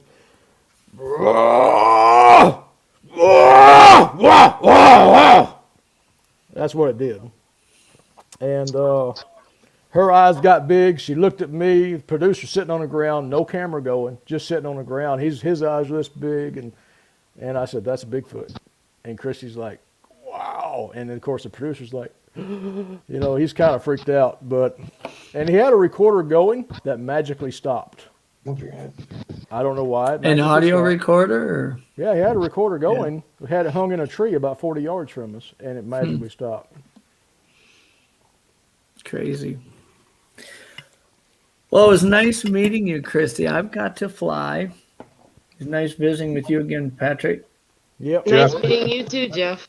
And Mogs, tell Stevie I say good night. I'm glad you got her truck working. That's awesome of you to do that for her.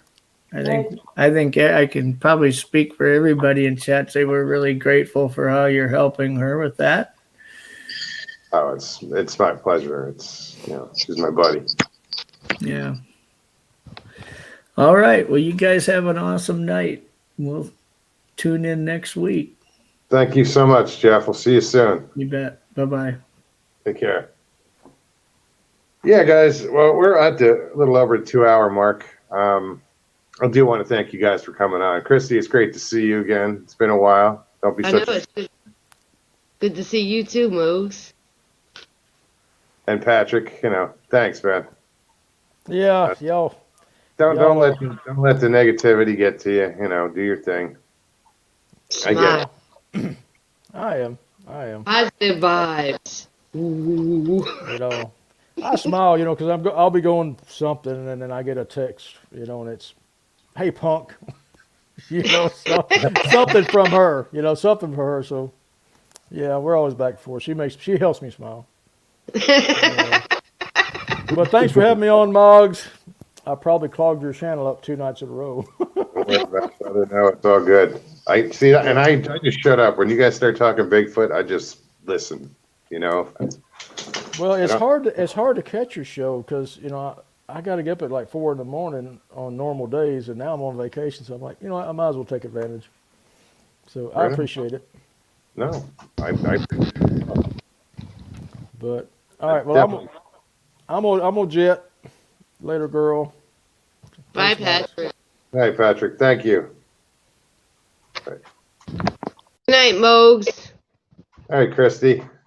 Again, it's fucking awesome to see you. Don't be a stranger. Oh, I won't be. All right. All right, baby. Everybody in the chat room, have a good night and stay blessed. Always. Good night.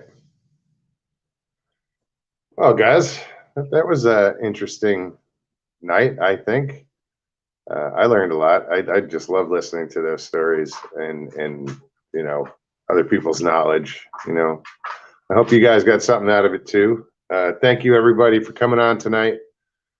And if you enjoyed the show tonight, please hit that like button below there. And if you're new, subscribe and share, you know, if you feel up to it. Also, I will have my PayPal link is if you guys are so inclined to you know, contribute to the show. And to those of you who did tonight, thank you so much. You can find the link in the top of my page in the banner on the right hand corner. And I also have to post it in the description. So if you guys feel up to it and you want to donate, I'd appreciate it.